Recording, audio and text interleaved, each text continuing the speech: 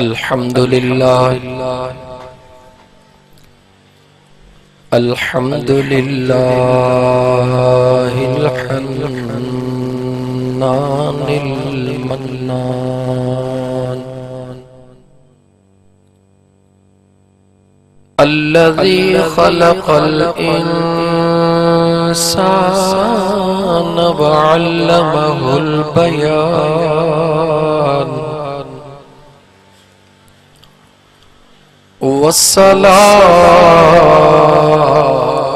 वस्सलातु वस्सलामु अला रसूलिही सय्यिदिल इंसि वल जान व अला आलिही व अस्हाबिही ज़विल खैरि वल इहसान।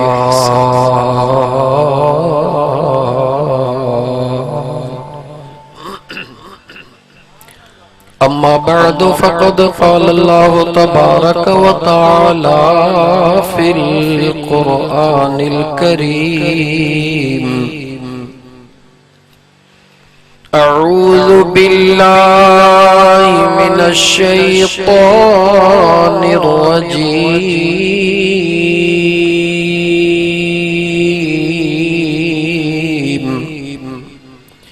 बिस्मिल्लाहिर रहमानिर रहीम या अय्युहल्लज़ीना आमनू इन तत्तक़ुल्लाह यजअल लकुम फुरक़ाना व युकफ्फिर अन्कुम सय्यिआतिकुम व यग़फिर लकुम वल्लाहु ज़ुल फ़द्लिल अज़ीम।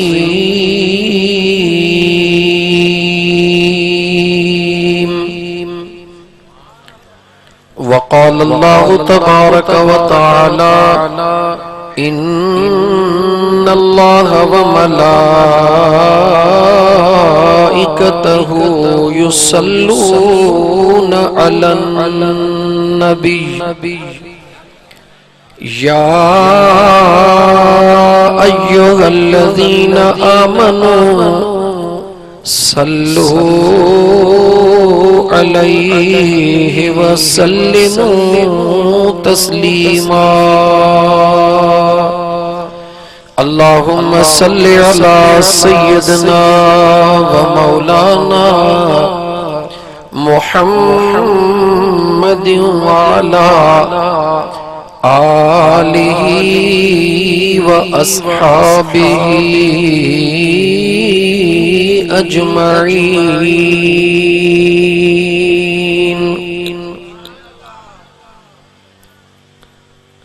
मरण मुसल्लम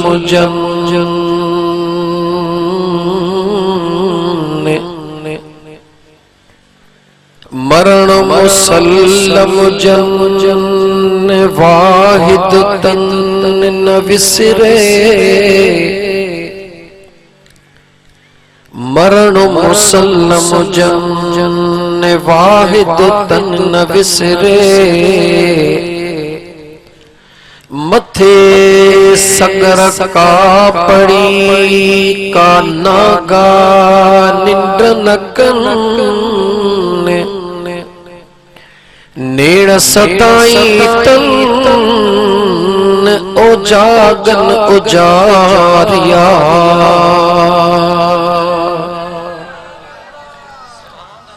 अदा पखी सब मचन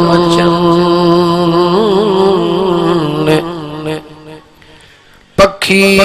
सब मचन पर हंज सदाई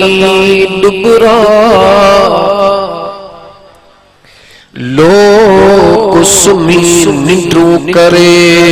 हुता आधी रात उथन अल्लाह तन पखियड़न कदह सुमी सुख न माणियो सल्लल्लाहु अलैका या रसूल अल्लाह वसल्लम अलैका या हबीब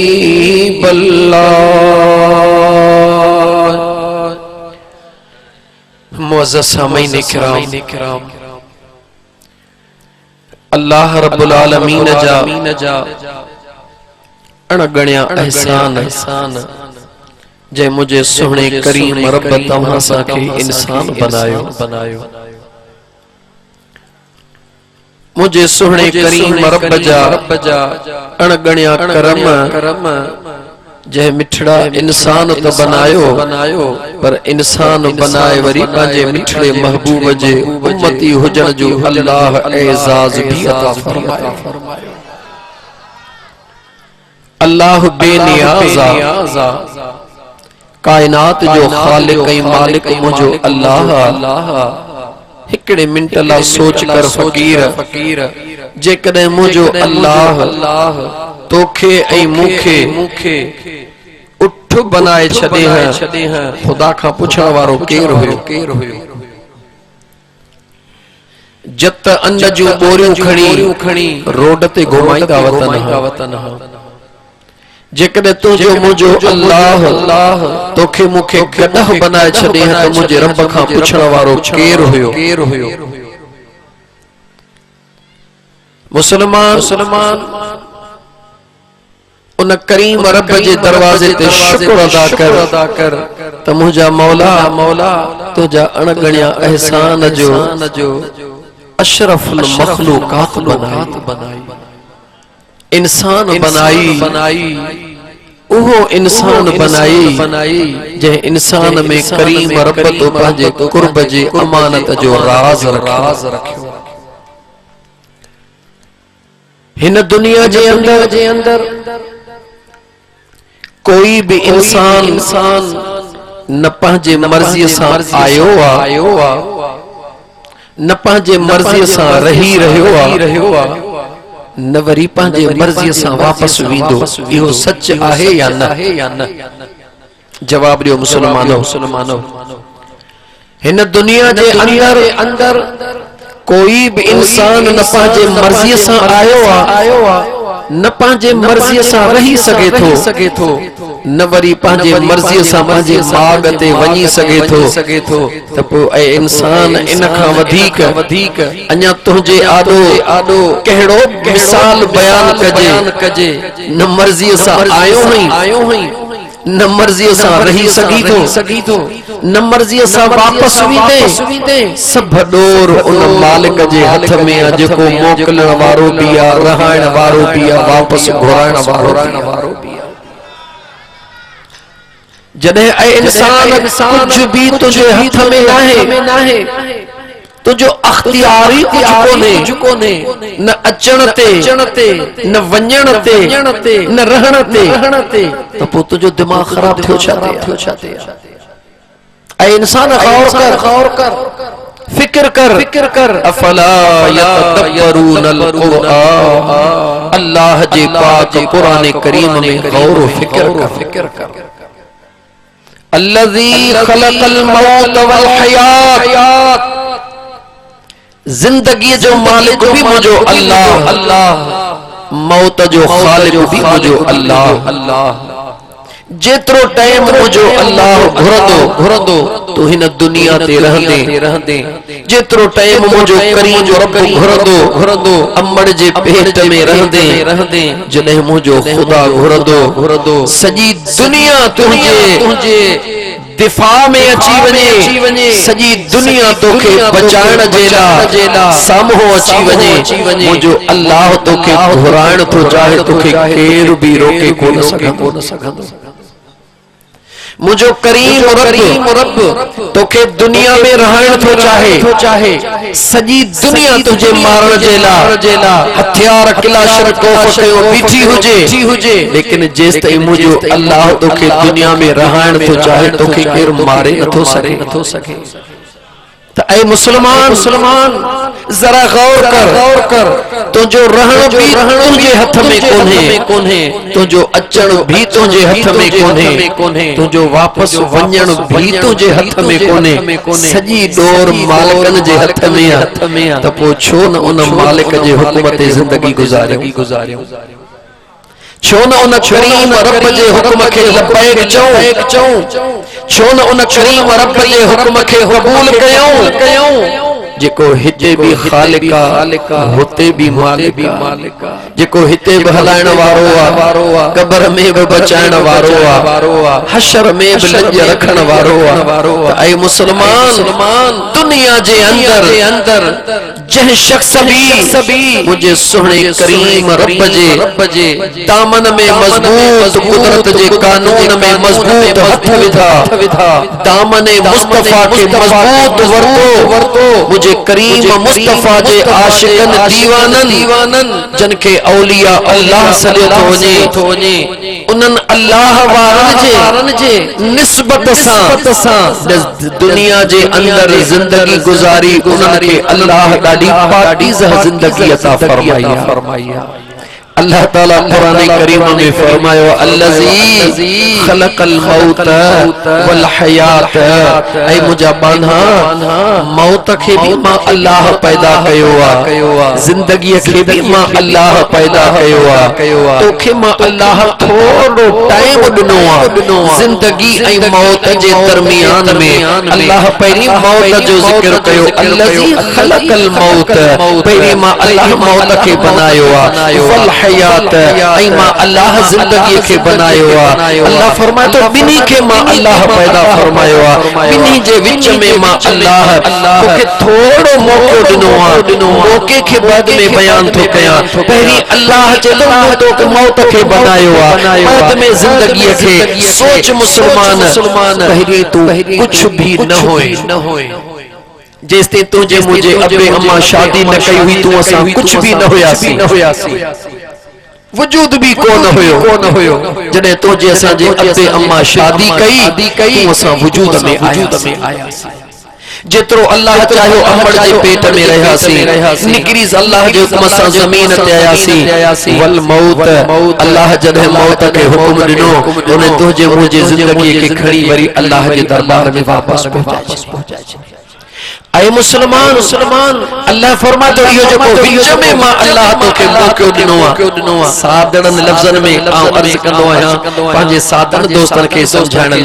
ला जदे अमड़ जे पेट मां बाहर आयासी पाड़े जे मुला के चई कन में अजान ॾियारियो वयो अजान ॾींदा आहियूं न बचड़ो जमंदो आहे उन महिल नमाज जो टाइम हूंदो आहे शादा ॻाल्हायो नमाज जो टाइम हूंदो आहे बचड़ो अमड़ के वजूद मां बाहर आयो विहजारे पाक करे उन के कन में अजान ॾिनी वई अजान जे ज़रिए उन के मुबारक ॾिनी वई तोखे मुबारक मुस्तफा जे गुलामन जे घर में रब तोखे जिंदगी ॾिनी वरी जह वक्त में इन वजूद मां वो परवानो परवाज करे थो वने त बिना अजान जे नमाज जनाजा थींदी है हर नमाज अजान सा थींदी है ना नमाज जनाजा बिना अजान जे थींदी है ना तवा चंदो ईद जी नमाज बिना अजान जे थींदी है बहरहाल इहे बात जो गले फिलहाल मां थोड़ो समझाइंदो हला बिना अजान जे जनाजे जी नमाज थी रही है तोखे सबक मिली रहियो है ऐ अल्लाह जा बान्हा अमड़ जे वजूद मां आए अजान चई वई अज वरी अमड़ जे पेट में थो वनी पियो जी नमाज थिया तुझी जिंदगी बस एतरी हुई अजान ऐ नमाज जे विच में जेको वक्त हुआ इहा तुझी मुझी जिंदगी जिह जिंदगी जे मथा हेडो फखरा जिह जिंदगी जे मथा हेडो पावरा उजड़ गए वो बाग जिनके लाख माली थे सिकंदर जब दुनिया से गया दोनों हाथ खाली थे आए थे जिस काम के लिए भूल गई वो बात मालिक लेखा मांगेगा हम खाली दोनों हाथ। ऐ मुसलमान ही जो तो के अल्लाह मौके दिनुआ अल्लाह जो कुरान फरमाए तो लियबलुवकुम अदा डबिंग घटकर लियबलुवकुम अय्युकुम अहसनु अमला। मुझे अल्लाह फरमाए तो मां अल्लाह जे कोई तो के मौके दिनुआ सिर्फ इन ला दिनुआ रब जो कुरान सचो आ। जवाब दियो मुसलमानों अल्लाह जो कुरान मौलवी जी गाल गलत थी सके थी रईस जी गाल गलत थी सके थी लेकिन अल्लाह जो कलाम ऐं मुझे मदीने जे मीर मुस्तफा करीम जो फरमान गलत नथो थी सके। अल्लाह फरमा लियबलुवकुम अय्युकुम अहसनु अमला। ऐं मुझा बाना मां अल्लाह जे कोई तो के विच में मौको दिनो आ जिंदगी ऐं मौत जे विच में यो फकत इन ला दिनो आ तुझो अल्लाह दिसण थो चाहे त तवा मां सुहणा अमल केर थो करे। अल्लाह जे कुरान छा फरमायो दोस्तों अल्लाह छा थो दिसण चाहे? जवाब दियो खुदा छा थो दिसण चाहे? गालायो मुसलमानो अल्लाह छा थो दिसण चाहे? सुहणा अमल। मुझे अल्लाह फरमाए तो दिसण तो चाहिया तवा मां सुहणा अमल केर तो करे। माजरत सा अल्लाह ताला कादिर होयो फरमाए छड़े कुरान में तब खुदा मां दिसण तो चाहिया त तवा मां घणी दौलत केर तो चाहे। खुदा कादिर होयो फरमाए छड़े मां दिसण तो चाहिया त तवा मां सभनी का वडेरो थे जल्द में केर तो थे। खुदा कादिर होयो ऐ इंसान अल्लाह ताला तो के बुधाइण तो चाहे त मुझा बाना इहा जेका दौलत इहा जेका दुनिया इहे जमीनू इहे जायदादू इहे बंगला मुझो अल्लाह तो फरमाए इहे सब कुछ मां अल्लाह तुझे ला बनाया हल मगर तोखे मां अल्लाह इन जे ला न बनायो आ। अल्लाह फरमाए तो मां अल्लाह तोखे जे मकसद जे ला पैदा फरमायो आ ऐ इंसान वडी अमानत दे मां अल्लाह तोखे मोकलियो आ। खुदा फरमाए तो तू मुझो थी वञ मां रब्बे जुल जलाल थी करे वायदो तो कया सब कुछ मां अल्लाह तुझे कदमन में पहुंचाए छडींदुस। मुझो अल्लाह फरमाए तो तू मुझो थी तू मुझो थी सब कुछ मुझो आ जेको मुझो थींदो आ मां अल्लाह सब कुछ उनखे ॾेई छॾींदो। मुझो बेनियाज रब तो फरमाए ऐ इंसान शैन के अहमियत ॾियण वारा दुनिया जे लज़्ज़तुन के अहमियत ॾियण वारा मुझो अल्लाह फरमाए तो ऐ इंसान सोची नथो ही जेके भी दुनिया जी शयूं हन जिन के तो कीमती समझो आ ये शयूं कीमती न हन असली कीमती ऐ इंसान तू है। अगर इंसान 1 करोड़ जी गाड़ी हिन जेकॾहिं जगह ओताक में बीठी हुजे 1 करोड़ जी दुनिया में करोड़न जी गाल ॾाढी आसान लगंदी है समझण में ईंदी है। 1 करोड़ जी गाड़ी अगर हिन ओताक में बीठी हुजे इंसान उनके 1 साल ताईं हथ न लाए। जवाब दियो छा सलामत हूंदो उन गाड़ी जो? जवाब दियो। अकुल वारा हो अल्लाह ताला तवा के सलामत रखे। ॾाढो इल्म अकुल असा के अल्लाह नसीब कयो आ। खुदा शल असा के पांजे मार्फत जो ज़रूर नसीब फरमाए। 1 करोड़ जी गाड़ी बीठी हुजे मुझा दोस्त अगर इंसान उनके हथ न लाए उन जी बैटरी बिल्कुल डाउन थी विदी उन जो सिस्टम वेही विंदो उन में काई हैसियत कोन हुंदी। पर जे 5000 जी साइकिल बीठी आ इंसान उनके हथ तो लाए तो वह साइकिल भी कम वारी आ खणी वनी नसीराबाद पहुंचाईंदी। साबित थियो मुझा दोस्तों इज्जत शैन जी ना है हैसियत शैन जी ना है। इज्जत इंसान तुझी आ हैसियत इंसान तुझी आ। अगर तू पान संभाली तो हर शय जी हैसियत आ अगर तू पान न संभालियो तो कह भी शय जी हैसियत कोने। मुझो अल्लाह फरमाए थो मां अल्लाह तो के कहिड़े कम सां मोकिलियो तू लगी कहिड़े कम सां वयो आ। मुझो खुदा तो खां पुछण थो चाहे ऐं मुझा बाना मूंखे जवाब दे सॼी जिंदगी इन्हनि शयुनि सां गुज़ारणो थई या मां अल्लाह ॾे वापसि अचणो थई? मुझो खुदा सवाल तो करे ऐ मुझा बाना जवाब दे तो सजी जिंदगी तोखे इन दुनिया जे लज़्ज़तुन जे शैन सां गुज़ारणो आ या वापस मां करीम रब ॾे अचणो आ? कहिड़ो जवाब ॾियूं, हया थो अचे जवाब ॾींदे, पर एतिरो त ज़रूर चवंदासीं कंहिंखे वींदो ॾिसी, कंहिंजो मैयत ॾिसी, कंहिंजो जनाज़ो ॾिसी बेसाख्त ज़ुबान मां छा निकिरंदो आहे, इन्ना लिल्लाहि व इन्ना इलैहि राजिऊन। आयो भी यार जे तरफ खां, वञे भी यार जे तरफ पियो। रब चवे थो पंहिंजे मथां भी कॾहिं सोच, कॾहिं तूं बिन खटड़ीअ ते सुम्हंदे दुनिया तुंहिंजे लाइ भी हुई चवंदी त आयो भी यार जे तरफ खां, वञे भी यार जे तरफ पियो। मुंहिंजो अल्लाह पुछे थो बाना जॾहिं अचणो तोखे मुंहिंजे तरफ़ आहे त पोइ उन रस्ते जा कंडा छो नथो साफ़ करी जहिड़ो तुंहिंजे ज़िंदगी जो असली मक़सद वारो रस्तो। मुझो अल्लाह फरमाए तो जह रस्ते सा तोखे अचणो आहे उन रस्ते जी सफ़ाई कर, जह रस्ते सा तोखे अचणो आहे उन रस्ते जा कंडा साफ़ कर त अचण में तोखे का मुश्किल पेश न अचे। अचणो त आहे तोखे, तू चाही तॾहिं भी तोखे अचणो आहे, तू न चाही तॾहिं भी तोखे अचणो आहे।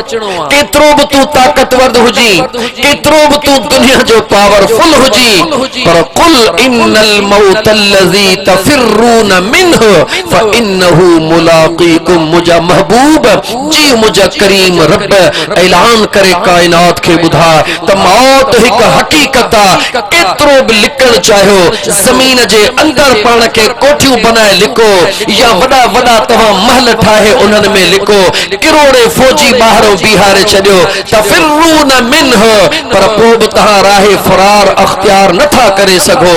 मौत खां लिकी नथा सघो, छो त उहो अल्लाह जो नुमाइंदो आहे, उहो अल्लाह जे हुक्म सां ईंदो आहे। फइन्नहु मुलाक़ीकुम। दुनिया बचाइण चाहे पर तव्हांखे बचाए नथी सघे, उन सां तव्हांखे मुलाक़ात करणी पवंदी ऐं पंहिंजो बेवस थी करे पंहिंजी अमानत हवाले करणी पवंदी।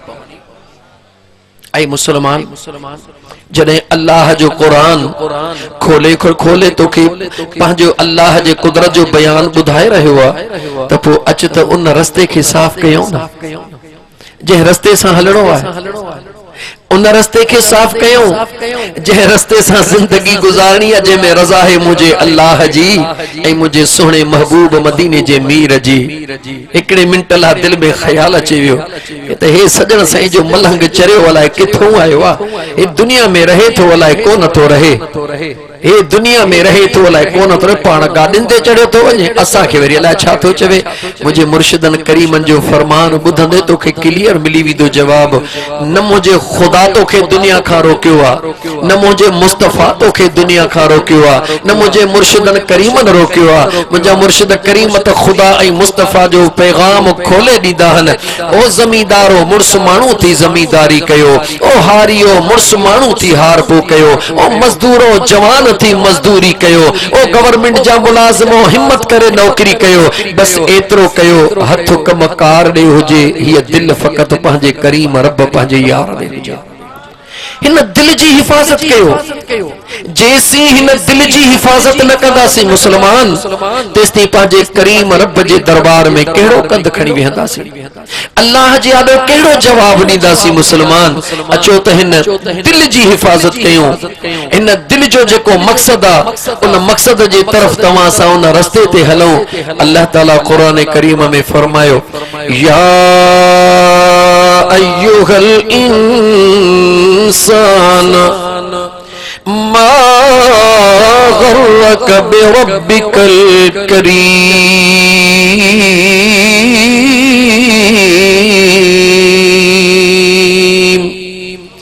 मुझे सोने करीम रब पंहिंजे पाक कुरान करीम जे अंदर इरशाद फरमायो ऐ इंसान ओहा कहिड़ी शइ आहे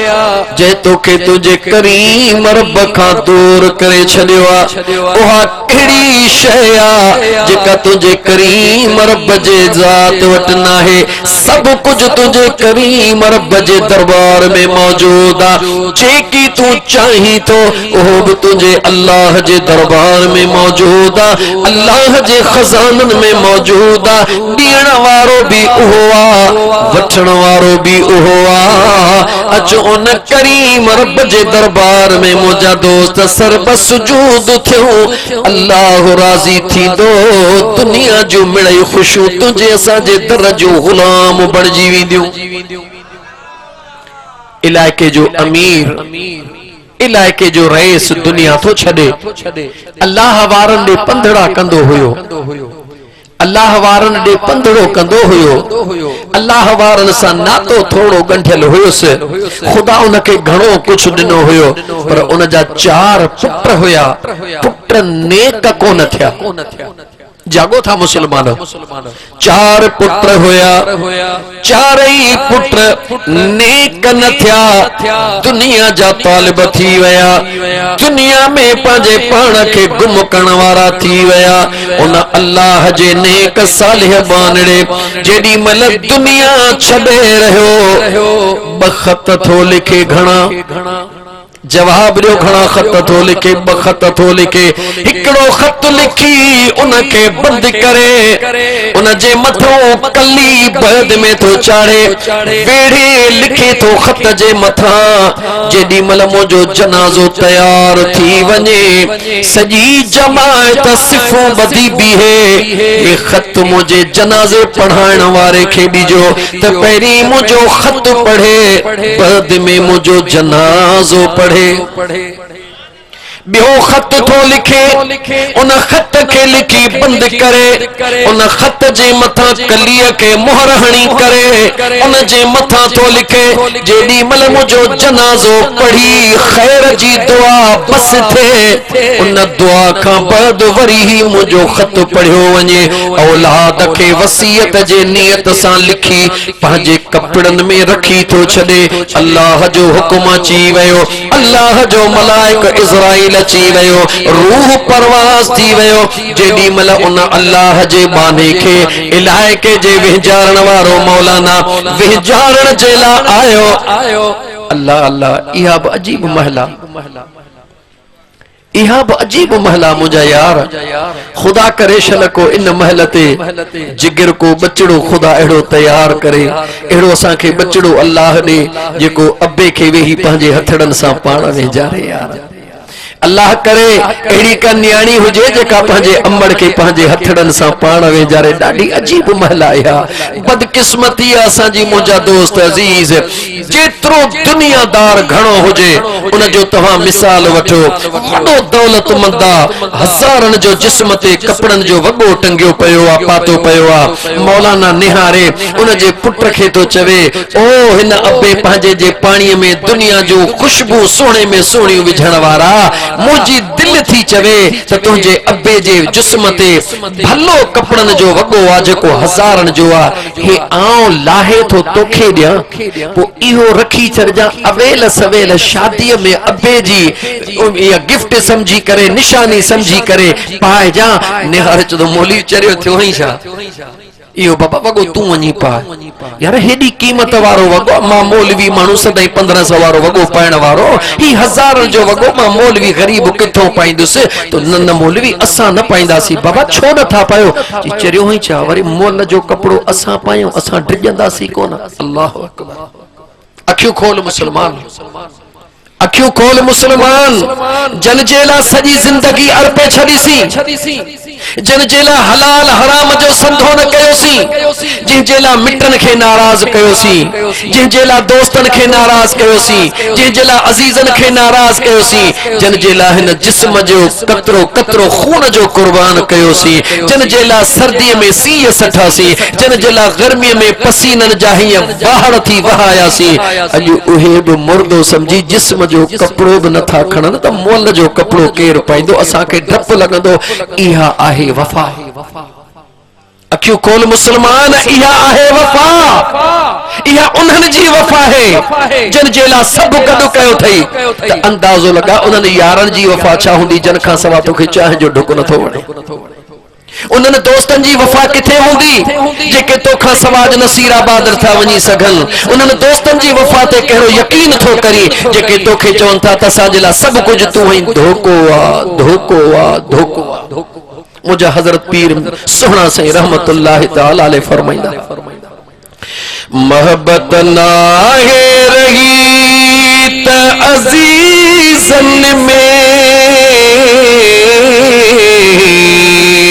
सगन दोस्तन प्यारन यारन में चाचन मामन सालने साहुरन में अथई मतलब जो हर को यारो अदार न दम अल्लाह तू धार अदार न दम धनिया खां तू धार अदा मुझे जिक्र इलाही गुजारे अदार न दम धनिया खां जे तो जिक्रो कमायो न जाती अजायो विन्याई तो हयातिया जे तो जिक्रो कमायो न जातिया जड़ो अजायो विन्याई तो हयातिया सवा जिक्र जे कहेड़ी जणो ममातिया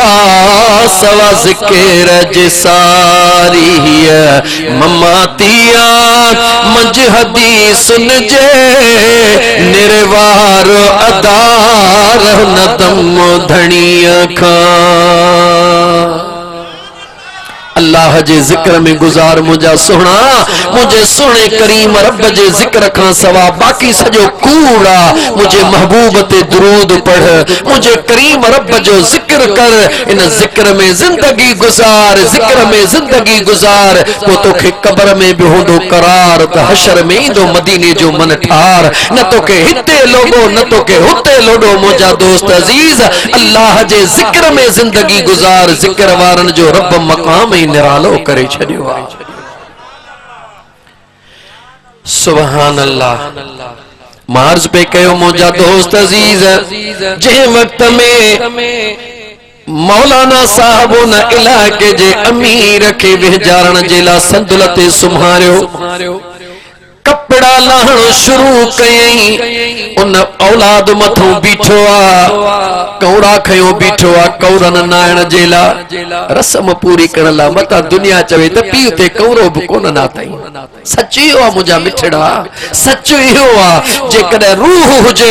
दिल हुजे सोहबत हुजे निस्बत हुजे औलाद चनो मौलाना तू परे थी त मां पंहिंजे जिगर अबे जानी खे पंहिंजे हथड़न सां पाण वेचारिया जे सजी जिंदगी मुखे न कुलड़न ते खणी गुहमायो अज उन कुलड़न के सफा मां पाण कया जे मुझे दिल पर बाबे जानी जे पैर में अज हेडा खड्डा पइजी वया हन मुझे ला कमाए कमाए जिंदगी गुजारी अज इनन पैरन के धुआ भी पाण चुम्मा भी पाण आखिरी मोकलाणी आ मां पंहिंजे जानी जिगर बाबे जी खिदमत कया मन सुणो अज राजी थी पवे मुझा मिठड़ा इहा नेमत उस्मा सब के कान मिलंदी आ इहा उनन के मिलंदी आ जन के मुझो अल्लाह पंहिंजो कुर्ब नसीब फरमाईंदो आ ये सब के वस ना है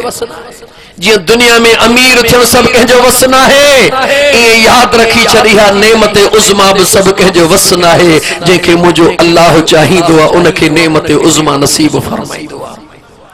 बहरहाल मुझा दोस्त मौलाना कपड़ा लाथा अल्लाह अल्लाह लतीफ सरकार दाह कई कतण जी कान करी कतण जी कान करी ऐ सुते साही हद सुबह ईद ओचिती जा ईद उघाड़न गड जिते सरतियों कंदई सद मता सिकी हिक सिंगार लए याद रखी छड़ मुझा मिठड़ा ओ मुझा मुसलमान भा याद रखी छड़ जो सुबह जो सवेर जी सिजी आईने जे सामो तो बीही टे दफा मुंह के साबुण हणी आयो हुई पर को भी तसल्ला तो करी हिक हिक क्रीम आडो रखियो वेठो हुई हिते भी निशान न बीहे हिते निशान न बीहे मता को गली में दिसी चवे त अज मुंह के क्रीम कोन हणी आयो हुई मुंह ते दाग न लाहे आयो हुई दुनिया जे तानन खो बचण जे ला बार बार मुंह के साफ कंदो है जरूरी साफ कर इस्लाम मनो कान कया लेकिन भुलजी न वञ मिठड़ा ही मुंह खणी हिन दुनिया जे आॾो तोखे हलणो आ याद रख ही मुंह खणी मुझे खुदा जे दरबार में तोखे हलणो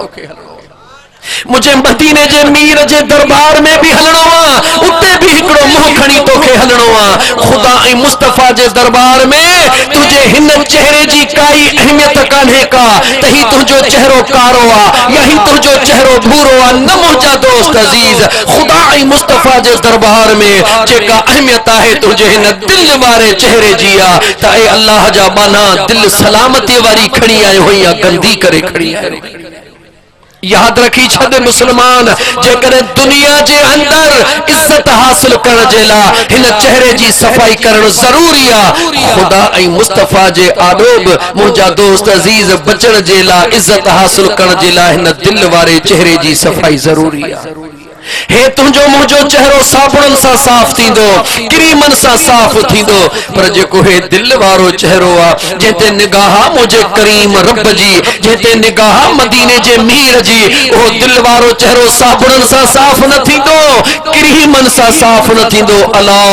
बिज़िक्रिल्लाह तत्मइन्नुल कुलूब इन दिल वारे चेहरे के अल्लाह जे जिक्र सा साफ कर एड़ो साफ कर जो इज़राइल तुझे मथो हुजे तो के सरडो करे हलिया होदा इज़राइल के दिसी भी रहो हुजे जुबान ते अल्लाह जे जिक्र जी तमार भी हुजे इहो मौत खुदा का घुर मदीने जो दीदार हुंदो आ तदे अम खुदा जे जिक्र जी तमार हुंदी मुझा मुसलमान भा अल्लाह ताला तमा सा के शल एड़ी जिंदगी एड़ो मौत नसीब फरमाए मौलाना कपड़ा लाहे रहयो आ कपड़न मां बखत निका एकड़े खत ते लिखियो पयो आ जेडी मल जनाजो मुझो तैयार थी वने सजी जमात सिफन में बीही वने इंतजार में त मौलाना नियत करे तकबीरूं बुधाए उन खां पहिरियां मौलाना के ये वसीयत कजो त मुझो खत पढ़ी बुधाए कपड़ा खोली वो खत उन जे औलाद के दिनई हुआ त पुत्र लिकाए छदी न पर मौलाना दिसी वर तो हाने किया लिकाई लिखल चाहे काई खबर ना है खोले भी नथा सगन छो तो मौलाना गवाह लगो पियो मानू बे का ड्रिजन न ड्रिजन पर अल्लाह वारन नेकन खां जरूर ड्रिजंदा हन पर जेकर खटई हंध वारो मुला हुजे हां तो हो चवन स गाल बुधो खत खोले झट पढ़ो अचे तोखे भी 5 रुपया देऊ त बाबे अलाए छा लिखियो आ गुनाहगार जरूर हुया पर बेहया को न हुया उन्हनि चयो अब्बे जी वसीयत आहे के वसीयत रहण दी मौलाना कपड़ा जडी मल कमीस के मुकम्मिल लाथो बे खीसे मां बियो खत नितो उन जे मथा भी सील मोहर लगी पईया उन खत ते भी लिखियो पयो आ जेडी मल मुजो जनाजो जी नमाज पढ़ाए बस कयो दुआ थी बस थे हे मुजो खत बाद में पढ़ियो वने मौलाना बई खत वारसन जे हवाले कया चारई पुत्र बीठन हन उनन के इहो दिल में ख्याल बाबे मता मिल्कियत मुझे नाले कई हुजे मता बाबे मिल्कियत मुझे नाले कई हुजे डप खां खोली न बिन था 4 जना खतब एक बे में निगाह विजो वेठा हन तोखे खत ना है खोलणो तोखे ना है खोलणो परे न था थन जो त जेको दुनिया जो तालिब हुंदो आ ओहो दुनिया के ज़हन में रखंदो आ जेको यार जो तालिब हुंदो आ उन जी निगाह वरी यार जे जिक्र रे हली वेंदी आ ओ दुनिया जे फिक्र में उम्र वही अजाई सजी जिंदगी में कई छा कमाई इहे महल मारियो छदे यार वी दे छदे यार वी दे इहे बाग बंगला छदे यार वी दे छदे यार वी दे कम की न ईंदी कम की न ईंदी कब्र में भाव भाई दुनिया जे फिक्र में उम्र वही अजाई मुसलमान आखिरत जो फिक्र कर यार, जिथे हमेशा रहणो आ। मुकाम खां लगंदो हुई 100 साल गुजरी वया, जेके वया न मोटिया ही कोन्हन के असली घर मां केरी कोन मोटंदो आ। ए त मुसाफिर खानो आ। अज तू असायो, कल के ब्या वेठा हा, सुभाणे वरी के ब्या हुंदा। इहा जमीन भी हुंदी, इहो गोठ भी हुंदो, तू असा हुंदासी या कोन हुंदासी काई खबर कोने का। घरत में हुसैन बख्श कुंभर जो साॻियो ई आ, मगर जेका ज़िक्र जूं लोलियूं कंदी हुई, जेका अल्लाह जे महबूब जे दुरूद जूं ॿोलियूं कंदी हुई, अॼु उहा नियाणी कोन्हे। घर तो हो साॻियो ई लॻो पियो मुंहिंजा सोना, लेकिन उहा ज़िक्र वारी पंहिंजे ज़ात करीम रब जे दरबार में हली वई। अॼु उहा हली वई आ, सुभाणे तोखे असांखे हलणो आ। ख़ुदा जा लख एहसान शुक्राना अल्लाह जा, जो अल्लाह जे ज़ात उन नियाणीअ खे आख़िरी घड़ीअ ताईं बि पंहिंजे ज़िक्र खां गाफ़िल न कयो, महबूब जे दुरूद खां गाफ़िल न कयो। बल्कि डॉक्टर ॿुधाए पियो त साईं बार बार चवंदी मुंहिंजा जानी बाबा, छो तो मूंखे हर हर डॉक्टर ॾे खणी, बस इहे 4 पैसा बि गॾु करे मूंखे महबूब मदीने वारे जे मीर जे दड़े ॾे खणी। ये आशिकन जी निशानी आ, मोहब्बत वारन जी निशानी आ। जिते डॉक्टर लाइलाज कंदा हन न, उते हो इश्क वारा ये चवंदा हन, छो तो हर हर हकीमन दे मुखे खणो, चाकुती तुस मदीनो घुमाए अचो। छो त मुझे तरे दन जी का दवा काना, मुखे आका जदरते पुजाए अचो। ईमान वारन के खबर आ त जेकॾहिं महबूब जे गुंबज़े खज़रा जो दीदार थींदो, यकीनन बेड़ो पार थींदो। बहरहाल मुझा दोस्त, वक्त महदूद आ, काफी देर थी चुकी आ। मौलाना साहब बई खत पुटन जे हवाले कया, गुस्ल अची वयो, ऐलान थी वया। छो त इलाके जो अमीर हुयो, इलाके जो चंगो हुयो, रईस हुयो, चैनी तरफन खां अमीर नंढा वड्डा माण्हू अची वया। मौलाना पीर साहब दुनिया चे गॾु थे, सिफूं लगी वयूं, दुनिया बीहंदी वई, इए अणखुट माण्हू गॾु थी वया। छो त अजीब मंज़रा, अजीब मंजरा, गरीब जो जनाजो विच बाजार मां पियो वेंदो आहे, कंहिं गॾह गाडड़े वारे जो हमरा ॾिसी अदा कंहिंजो फल अच्छा गुज़ारे वेचारो। इन्ना लिल्लाहि व इन्ना इलैहि राजिऊन। वरी पंहिंजे कम ॼणतो न के इंसान नज़र ई कोन आयो त को इंसान वेठा वेचारो वञे थो पियो। पर जेकॾहिं कंहिं अमीर जे मौत जो रुॻी ॿुधे थो त अॼु दुकान खोले खोलणो, रेस गुज़ारे वियो आहे। ऐं ख़ुदा जा बाना, वञण वारो त हो बि इंसान आहे, वञण वारो त हे भी इंसान। एक अल्लाह जे नेक बाने कह गोरख खां पुछो, गोरख समझो था कबर न खोटण वारो। इते त बहराड़ी आ, मुजाहिद वेठा शहरन में कबरूं में पैसन सा खोटबियूं हन। हिकिड़ो गोरख हुयो जेको रोजानो कबरूं खोटींदो हो। अल्लाह जे कह नेक बाने उन खां पुछो, अल्लाह जा बाना एड़ो को वाक्यो थई, सजी जिंदगी गुजारी थई। अजान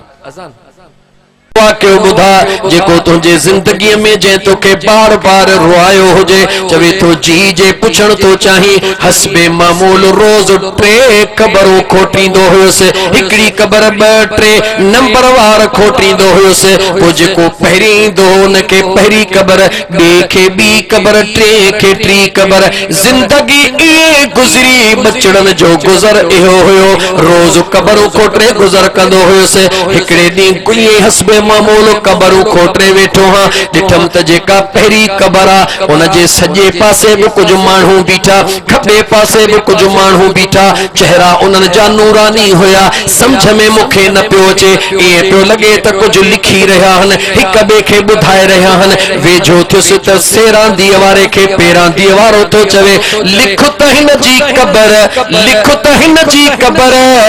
5 फुटन जे बजाय 5 इंच में 5 चीचुन जे दरमियान में जेतिरो फ़ासिलो आ, हिन जी कबर 5 इंचन जेतिरी आ। हुन लिखियो, गोरख चवे तो हैरत में पइजी वियुसि, मूं हेॾी कबर खोटी आ। हे चवनि था 5 इंच। वरी आया ॿी कबर जे मथां मां निहारे रहियो हां। वरी हिक ॿिए खे चवण लॻा, लिख त हिन जी कबर 10 मीटरन ताईं लंबी आ। हुन लिखियो त 10 मीटरन ताईं लंबी आ। वरी आया 3 कबर ते, चवण लॻो लिख त हिन जी कबर जेस ते अख पहुंचंदी तेस ते कुशा दिया हुन लिखियो त कुशा दिया मां रोई वधियुस त पुछा त केर आयो मुझे करीब थियण सां उहे माण्हू गुम थी विया हाणे मां रोई निहारे रहियो हा कबरूं त मोट हिक जहिड़ियूं खोटियूं हन मगर इहे केर हुया यकीनन के अल्लाह जा फरिश्ता हुया हाणे ॾिसण पियो चाहियां त हेॾी वॾी कबर जंहिंजी 5 इंच इहो कहिड़ो बदनसीब आहे वरी जंहिंजी कबर हीअ कुल 5 मीटर आहे इहो 2 मीटरनि वारो कहिड़ो खुश नसीब आहे हे कहिड़ो खुश नसीब आहे जंहिंजी कबर हद निगाह ताईं मोकिरी कई वे इंतज़ार में बीठो हां ॾिठुमि त हिकिड़ो जनाज़ो अची रहियो आहे छा अची रहियो आहे जनाज़ो अची रहियो आहे अणखुट मखलूक उन्हनि जे पोयो चईनी तरफ़नि खां गाॾियूं माण्हू पोयो ॾिठुमि त हेॾी मखलूक अची रही आहे जनाज़े में वधी करे कंहिंखां पुछमि उहा पहिरीं क़बर उन्हनि खे ॾिनमि छो त मुंहिंजो मामूल इहो हुयो जंहिंजे लाइ लिखण वारनि लिखियो त 5 इंच मोकिरी रहंदी चए थो जेॾी महिल क़रीब थी कंहिं कांधीअ खां पुछमि ॾे ख़बर हे कंहिंजो जनाज़ो आहे चवे तो फलाणे रईस जी घरवारी आहे चवे तो मुखां दाह निकिरी वई हुन चयो दाह न कर पैसा जेतिरा चवंदे तोखे ॾहोण ते वठी थो ॾियां उनखे बाह में हथ विझी पासे ते वठी वियुसि ख़ुदा जे वास्ते पैसा न खपनि मूंखे रुॻी थोरो एतिरो ॿुधा हीअ हेॾी जमात माण्हुनि जी आई आहे हेॾी निमाज़ कई वई आहे इहा औरत कहिड़ो अमल कंदी हुई जंहिंजे करे चवे थो मामिलो छा आहे चए थो बाद में तो बुधाया चवे तो जेकॾहिं सच तो पुछी अल्लाह जो कसम ॾेई तो पुछी औरत ॾाढी दौलत ते घमंड हूंदो हुयो गरीबन जे मथां ज़ुल्म कंदी हुई मिस्कीनन औरतुनि खे ईअं पेरनि में लताड़ींदी हुई कंहिंखे इंसान कान समझंदी हुई दौलत ते नाज़ कंदी हुई कंहिंखे इज्जत कान ॾींदी हुई चवे तो मूं दाहूं करे चयो केॾी न बदनसीब आहे उन पुछो मामिलो छा आहे चयो मांसि त हीअं फरिश्ता लिखी वया हुन ते नजी कबर 5 इंच मोकिरी रहंदी जागो था मुसलमानों असां त ॾिठो त वॾो जनाज़ो अची वियो सारे माण्हू अचे विया लेकिन अंदर जी यादि रखी छॾ अंदर जो आवाज़ उनखे मिलंदो आहे जेको कल्ब वारो हूंदो आहे घणी जमायत ॾिसी परेशान भी न थी घणी जमायत ॾिसी खुश भी न थी किरदार खे ॾिस अगर किरदार सुहिणो आहे त इंशाअल्लाह कब्र में भी सुहिणो रहंदो त हशर में भी सुहिणो रहंदो फरमाइन था त ॿियो जंहिं वक़्त में जनाज़ो आयो ॿियो जनाज़ो आयो ॾिठुमि त 8-10 माण्हू उन सां गॾनि हे केरा चयो पाड़े जो ग़रीब आहे चयो आहे त ग़रीब पर केॾो न खुश नसीब आहे जंहिंजी कब्र मूं 2 मीटर खोटी आहे लेकिन खुदा जा फरिश्ता 5 मीटर लिखी वया उन जी ज़ियारत कयम उन जे लाइ खैर जी दुआ घुरम चम मौला हिन नेक जे सदके मूंखे मुहा फरमाइजा चवे तो हाणे इंतजार पियो कया ओहो केड़ो खुश नसीब मर्द अला औरत जंहिंजी कब्र हद निगाह कुशा दिया एतरे में ॾिठम हिकिड़ो मैयत अची रहियो आहे माण्हू गॾु कोन्हनि बस 4 कांधी जेके कुल्हड़ो ॾियो था अचनि पुछा कयम तही केर खुश नसीब उन्हनि चईनी रोई चयो ही केड़ो खुश नसीब जंहिंजे शहर वारो कोई कोन आयो हे तो फकीर हुयो कोई सुञाणे कोन पियो उन्हनि खे रोई चयम हिते त केर कोन पियो सुञाणे पर कीअं ॿुधायां त कब्र में हिन जे लाइ अल्लाह केतिरी इज्जत तयार करे छॾी आहे मुसलमान याद रखी छॾ गरीब जो जनाज़ो ॾिसी तकड़ में वेंदो कर मिस्कीन जो जनाज़ो ॾिसी तकड़ में वेंदो कर मता हुन का रात रोई गुज़ारी हुजे ऐं राणो राज़ी करे छॾियो हुजे दौलतमंद ला त केर चवे न चवे पाण ई सभु को वेंदो आहे पर यार कॾहिं मिस्कीननि ॾे वञ सोचींदो कर त मदीने जे मीर सल्लल्लाहु अलैहि वालैहि वसल्लम फरमायो आहे जंहिंजो कोई नाहे मां मुस्तफ़ा उनजो बहरहाल मुझा दोस्त मां अर्ज़ पे कयो टाइम ज्यादा थियो नाराज त न थींदो फकीर आहियां सजन साईं जो चरियो मलंग को खबर न थी पवे माफ कजो जंहिं वक्त में इमाम साहब तैयार कयो बीठो आहे जनाज़े निमाज़ पढ़ण जे लाइ छो तो गुस्ल न ॾियारियो आहे उनखे सॼे हाल जी ख़बर आहे इंतज़ार में बीठो जो सिफ़ो लॻी वियो जेॾी महिल सिफ़ो लॻी वियो इमाम साहब जन खे ख़त ॾिनो वॾे पुट खे उनखे इशारो ॾिनई त अॻियों हली आ छो त वारिस अॻियों ईंदो आहे जेॾी महिल अॻियों आयो इजाज़त थो वठे जनाज़े जी निमाज़ पढ़ा चवे थो इमाम साहब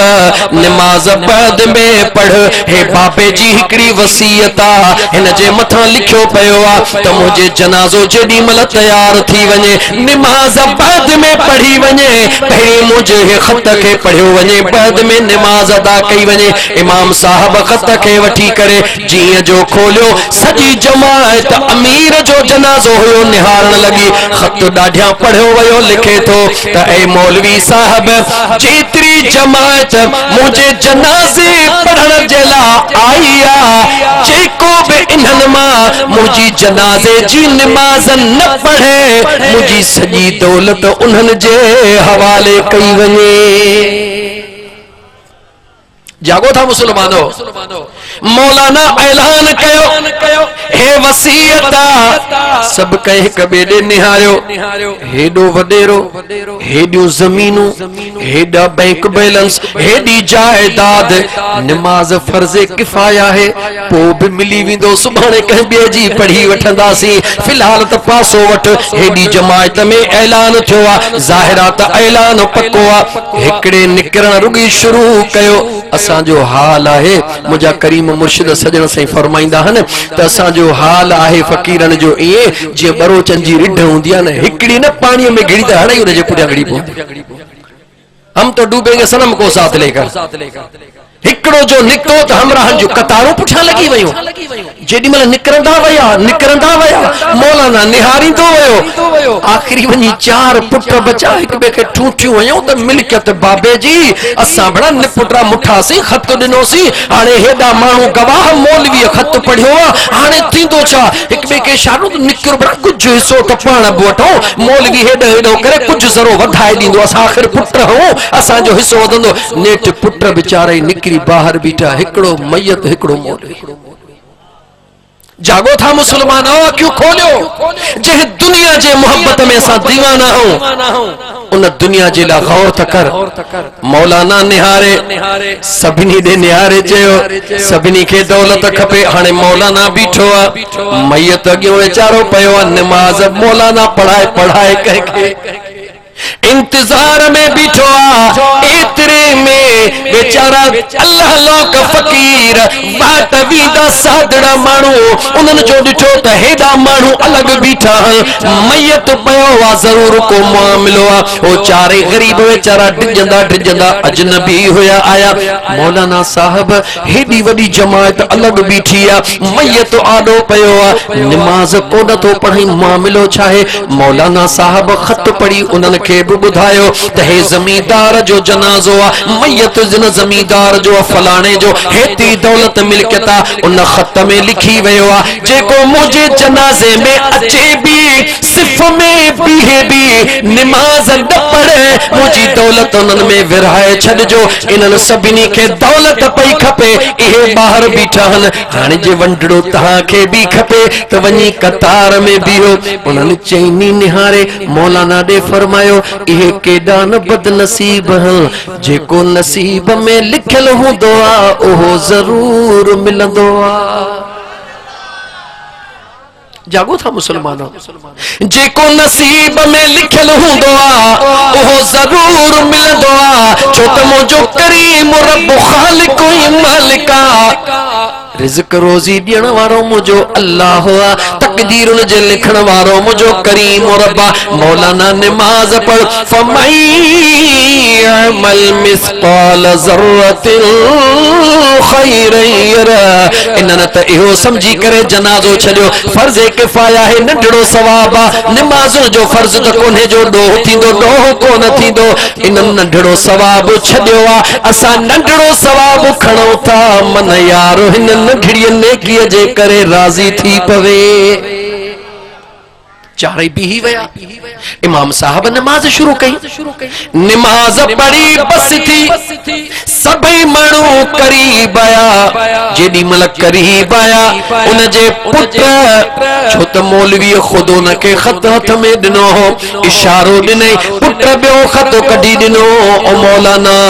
बाबे जो ही बियो खत भी आहे जंहिंजे मथा लिखियो पियो आ त मुझे जनाजे जी नमाज पढ़ण खां बाद में मुझो ही खत पढ़ियो वञे। मौलाना साहब सभई माण्हू डोड़ंदा आया। पुटन सोचो इन में असांजे लाइ ख़ासि ॻाल्हि लिखियल हूंदी त फलाणो इलाइक़ो ज़मीन जो पुटन जो, बाक़ी बि विरहाए छॾिजो। ओ हिक ॿिए खे ठूठियूं पिया हणनि। मौलाना खत खोले पढ़ियो, खत में लिखियल हो, ओ खत पढ़ण वारा ऐलान कर, अॻियो जेको मूं ऐलान कयो उनखे मां मनसूख करे छॾियो, उनखे ख़त्म सम्झो वञे। जंहिं मुंहिंजी जनाज़े जी नमाज़ पढ़ी आहे ऐं पढ़ाई आहे, मुंहिंजी सॼी मिल्कियत उन्हनि में तक़सीम कई वञे।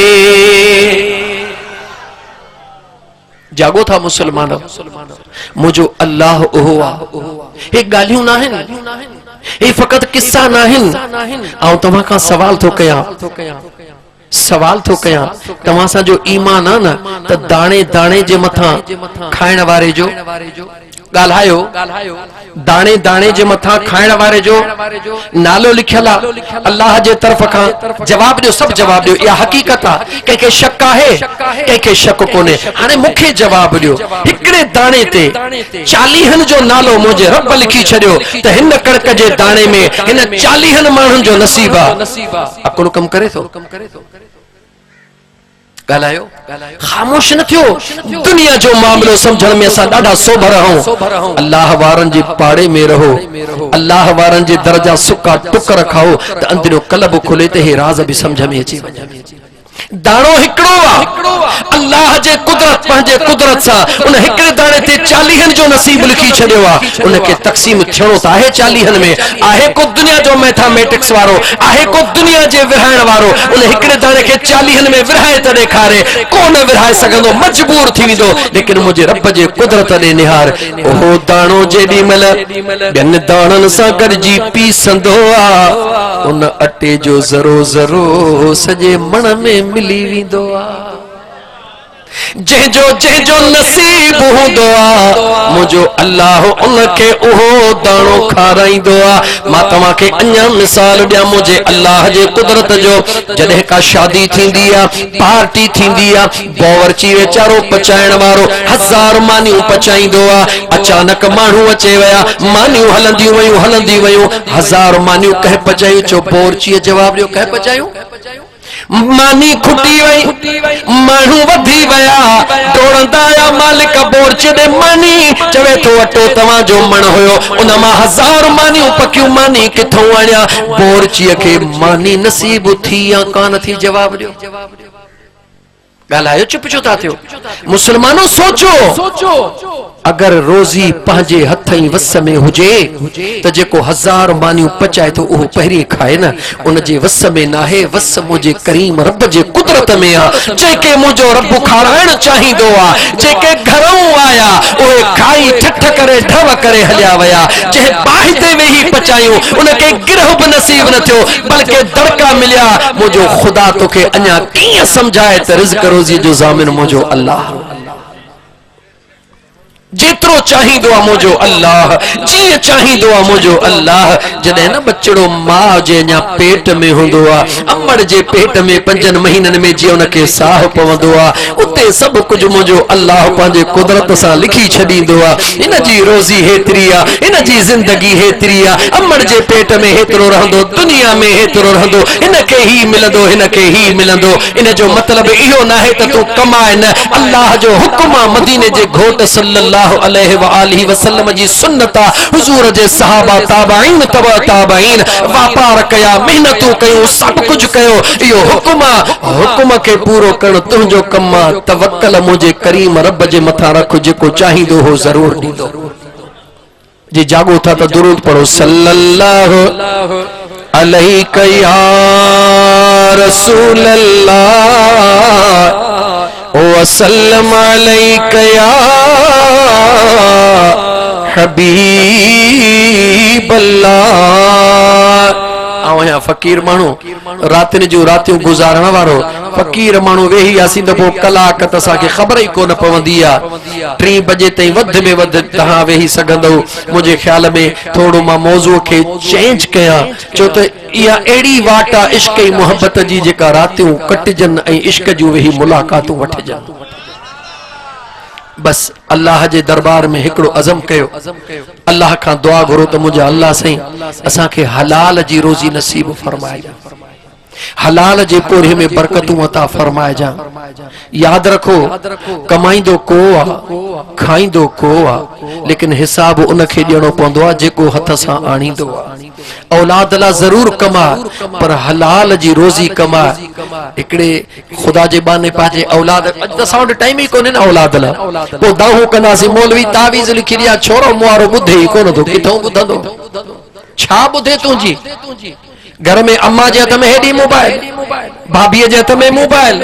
अब्बे जे हथ में मोबाइल, पुट जे हथ में मोबाइल। नमाज कोने, कुरान कोने, तिलावत कोने, जिक्र कोने, के जी खबर ही काने। को सवर में लिखियो पे तो दिसे, को कुंड में केखा को पूछे ही कोन थो। तो मौलवी वारो कर मौलवी जो तावीज़ धूड़ तो के असर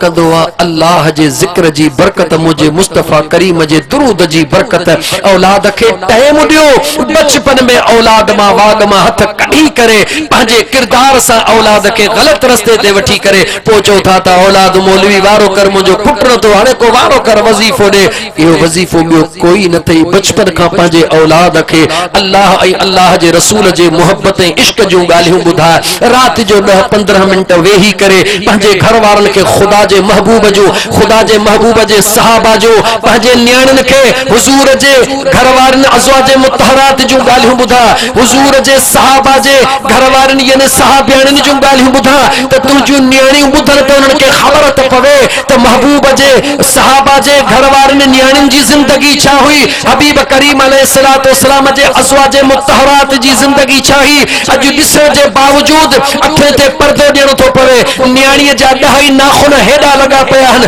अबो ॾिसे तो कुछ ही नथो सघे। छो नथो कुछ ही कहीं तुझे ज़ुबान ते मुंड हई आहे। नियाणी कपड़ा थी पाए अल्लाह ताला मुहा फरमाए कपड़न में बाहरों जिस्म थो पियो नजर अचे। सोच मुसलमान खुदा जे महबूब सल्लल्लाहु अलैहि व आलिहि वसल्लम फरमायो क़यामत जे दिहाड़े कुल्लुकुम राइन व कुल्लुकुम मसऊलुन अन रइयतिही कमा क़ाल नबी सल्लल्लाहु अलैहि व अला आलिहि व अस्हाबिहि वसल्लम। मदीने जे साईं फरमायो क़यामत जे दिहाड़े हर हिक घर जे वडे खां पुछा थींदी, हर घर जे वडे खां पुछा थींदी। औलाद खां इहो त पुछी पियो त पुट ॾे ख़बर अॼु मैथमेटिक्स में घणियूं मार्कूं आयूं, इंग्लिश में केतिरो पढ़ियो हई,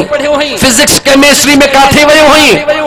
इहो त पुछी पियो त फलाणी बनीअ जो कमु थियो या न थियो। घर में नियाणियुनि खां इहो त पुछी पियो त ॾियो ख़बर मुंहिंजा कपिड़ा इस्त्री आहिनि या न आहिनि, फलाणो कमु थियो आहे या न थियो आहे। कॾहिं इहो पुछो अथई नियाणीअ खां त मुंहिंजी अम्मा इशा जी नमाज़ पढ़ी अथई या कान पढ़ी अथई। कॾहिं पंहिंजे घरवारी खां इहो पुछो अथई त ख़ुदा जी बानी फजर जी नमाज़ अदा कई अथई या कान कई अथई। यादि रख अॼु न पुछ, अॼु भले तूं अखियुनि ते पर्दो हण, सुभाणे अकेलो क़ब्र में ईंदे ख़ुदा जे सवालनि जो जवाब ॾियणो अथई। पंहिंजी आख़िरत बचा मुसलमान, पंहिंजी आख़िरत बचा। औरतुनि जो बिना पर्दा निकिरण, मुड़स जे इजाज़त खां सवा निकिरण। हिकिड़ी रुगी ॻाल्हि ॿुधो, हे फ़कीर सॼी राति बीही वेंदो, ख़बर ई कोन पवंदी छो त इस दिल में क्या छुपा है। मेरे सजन पीर का पैगाम छुपा रखा हुआ है। मुझे सजन पीर जो पैगाम ही हुआ तो फ़कीरो झर झंग में वञी अल्लाह जे ख़ौफ़ जो मदीने वारे मीर जे मोहब्बत जूं ॻाल्हियूं ॿुधायो। छो त अल्लाह वारनि जो जेको कमु उहे जेके न तस्बीह जा दाना टुटी पवंदा आहिनि उन्हनि खे मेड़े वरी तस्बीह बनाइणा, मेड़ियलनि खे खेड़ण अल्लाह वारनि जो कमु न आहे। असां ग़ुलाम आहियूं अल्लाह वारनि जा। अज़ीज़ाने मन हुज़ूर जो सहाबिया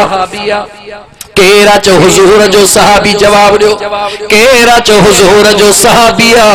मुझे करीम मुस्तफा जो सहाबी काडे वापार सां गया सफर में कुछ ॾींहनि ला वञी रहियो आहे। वींदे वींदे जीअं मर्द पंहिंजे घरवारीअ खे कुझु ज़रूरी हिदायतूं ॾींदो आहे, ज़रूरी हिदायतूं ॾियण वक़्तु चवे थो हाणे अल्लाह जे हवाले घरोतो जे हवाले पंहिंजे घरड़े जो ख़्याल कजां, बचड़नि जो ख़्याल रखजां। पर यार ॻाल्हि ॿुध, जेसीं आऊं मोटी अचां तेसीं पंहिंजे घरे मां काॾे न वञजा। चवे थी तू न हूंदे मुंहिंजा घरो घोट मुंहिंजे सिर जा ताज ऐं काॾे वींदसि। उनखे कहिड़ी ख़बर त हिन वाइदे जे पुठियां अल्लाह जे वॾी आज़माइश जो तूफ़ान बीठो आहे। हुजूर जो सहाबी पंहिंजे घर वारीअ खे इहा हिदायत ॾेई पाण ॿाहिरि निकिरी वियो आहे। हिकिड़ो ॾींहुं गुज़री वियो आहे, ॿिनि या टिनि ॾींहंनि जे सफ़र ते वियो आहे। ॿियो ॾींहुं थियो उनजो सहुरो बीमार थी पियो आहे, यानी घर वारीअ जो पीउ बीमार थी वियो आहे। शहर मदीनो आहे।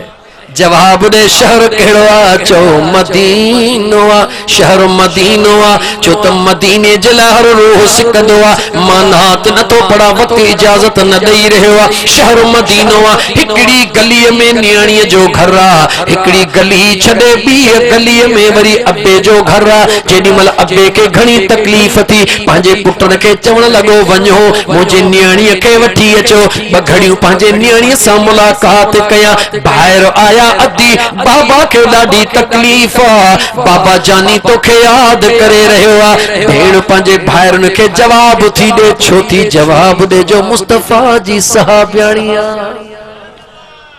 मुझे मदीने जे मीर जे सहाबीअ जी घर वारी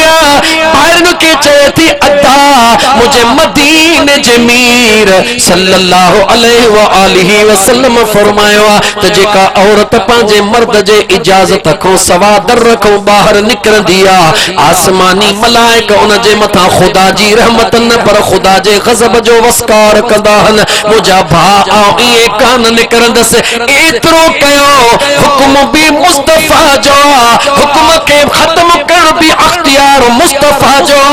गॾिजी वञी मुझे महबूब जे दरबार में अर्ज़ कयो त या रसूल अल्लाह असांजे भेण खे मर्द वींदे वींदे चई वियो आहे जेसी आऊं मोटी न अचां तेसी मुझे घर खां ॿाहिरि पेर न कढिजां। उन चयो आहे त आऊं कान निकिरंदसि। हीअं बाबे जी तबियत ख़राब आहे, बाबा यादि करे रहियो आहे। आका इजाज़त मिले त भेण खे वठी वञो। इमामुल अंबिया जे दरबार में एक न्याणीअ जा ॿाहिरि पहुता। इमामुल अंबिया के सॼी हकीकत ॿुधायो। मुझे करीम मुस्तफ़ा फरमायो वञो पंहिंजी भेण खे चओ अल्लाह जी रज़ा इन में आहे त तूं पंहिंजे मुड़ुस जे हुक्म ते अमल कर, ख़ुदा तुंहिंजे मथां राज़ी थी पवंदो।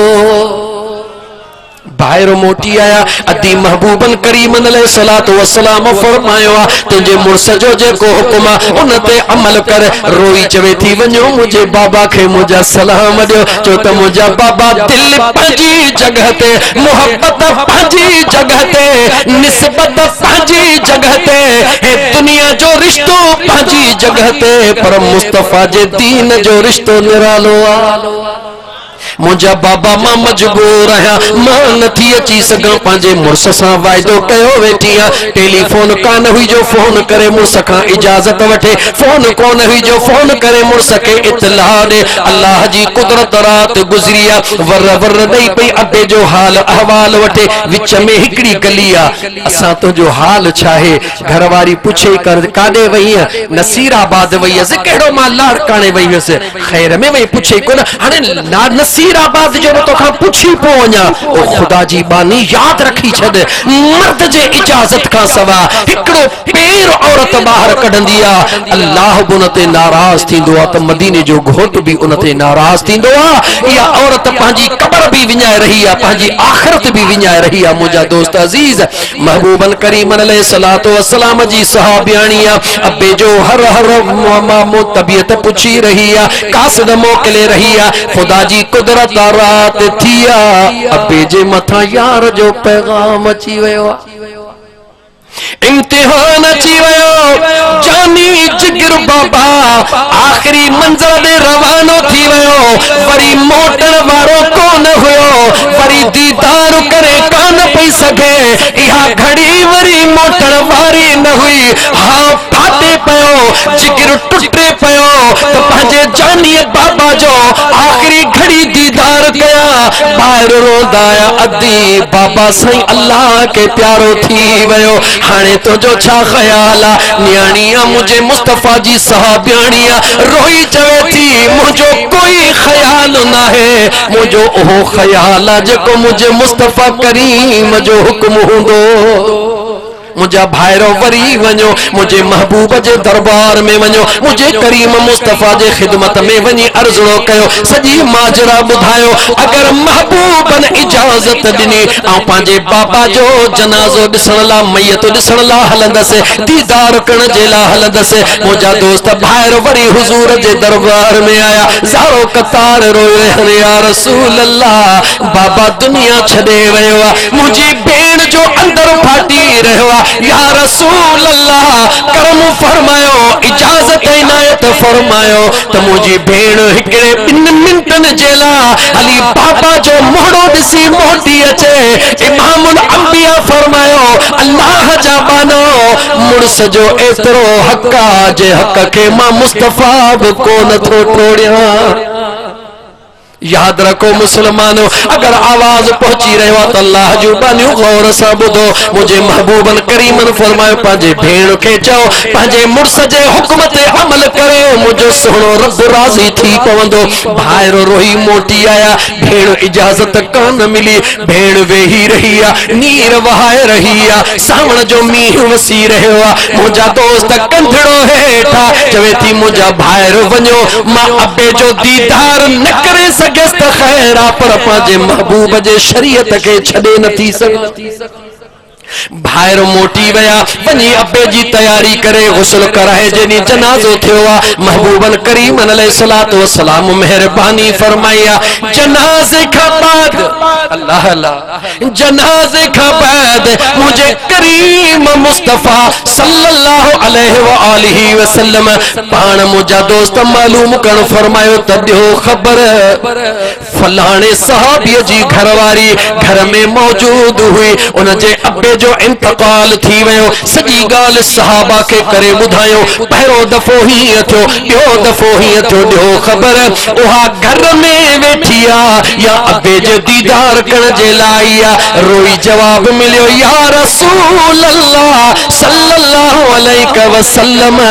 अल्लाह जी नेक बानी मुझे करीम मुस्तफा जी दीवानी रोई रोई उते वेठिया तड़े ताई बुकान आया मता मुझो रब नाराज थे मदीने जो घोट नाराज थे मुझे करीम मुस्तफा सल्लल्लाहु अलैहि व आलिहि वसल्लम जी उन न्याणी जो जवाब बुधो रहमतल लिल आलमीन जे अखड़न मां लुड़क लड़ी आया मुझे करीम मुस्तफा सल्लल्लाहु अलैहि व आलिहि वसल्लम जे अखड़न मां मींह वसण शुरू थियो मुझे करीम मुस्तफा अर्श दे निहारे जा लुड़क उगी करे ओहो मुस्तफा जा लुड़क पिया उगजन जेको उम्मती जे अखन में लुड़क बर्दाश्त कोन कंदो उन मुझे करीम मुस्तफा सल्लल्लाहु अलैहि व आलिहि वसल्लम सहाबा के फरमायो वञो वञी इन अल्लाह जे बानी के खुशखबरी दो तुझे पीउ के तो मुझे अल्लाह माफ कयो तोखे तो मुझे खुदा माफ कयो पर तुझे न इस्तकामत जे करे अल्लाह जे ज़ात तुझे सजे खानदान के माफ करे छड़ियो मुसलमानो अगर तवा असांजे न्याणन में इहा कैफियत कदे पैदा थींदी तवा असांजे न्याणन के हे गालियो केर बुधाइंदो जेकर तवा असां रुगी डिश एंटीना तवा असां फिल्मुन जा तमाम माहौल पंहिंजे घर में दींदासी खुदा जे कुरान जो माहौल न दींदासी मुस्तफा जे दरूद जो माहौल न दींदासी घरन में बचड़े के जे टाइम न दींदासी खुदा जे वास्ते हे सजण साईं जो मलंग फकीर ता के बाहू थो बदे खुदा जा बाना वधिक नहीं अज हिन दौलत में दुनिया में वडे में वडी दौलत टाइम रात जो सुमण का पहिरीं 10-15 मिनट पंहिंजे बच्चन के दींदा कयो 10-15 मिनट बच्चन सा वेही वधीक न का हिकड़ी हदीस मुझे करीम मुस्तफा जी बुधाइंदा कयो अज खाई तवा इन ते अमल शुरू कयो दिसो त इंशाअल्लाह ताला जन जे घर में न्याणन जा हेडा नाखुन हन मुझे मुस्तफा जे दीन शरीयत जी एडी बरकता एडी रहमता जो मुझा दोस्त फुड़ो फुड़ो किरंदो तने भी पत्थर गरंदो कोन जवाब जो करंदो कोन करंदो जे पत्थर पत्थर फुड़े फुड़े सा डरी सके तो मुझे करीम मुस्तफा जी रोज हदीस तवा घर में हिकड़ी रुगी याद करे बुधायो अल्लाह कदो उहे ॾींहं दूर कोन थींदा जो तव्हां जे घर में मुझे करीम मुस्तफा जे दीन जूं ॻाल्हियूं हलण शुरू थी वेंदियूं तव्हां जे घर में मुझा दोस्त अल्लाह जे पाक कुरान करीम जी तिलावत थींदी नतीजो छा निकरंदो हिकड़ो अल्लाह जो बानो पंहिंजे नियाणनि बचड़नि खे रोज़ रात जो दर्स ॾींदो आहे कचहरी कदे ॿुधाईंदो आहे अम्मा मुझा पुटड़ा घर वारा जी बाबा सब घर वारा वेठा आहिनि उन्हनि खे ॿुधाए थो त यादि रखो वणो तॾहिं कटबो आहे जॾहिं अल्लाह जे ज़िक्र खां गाफ़िल थींदो आहे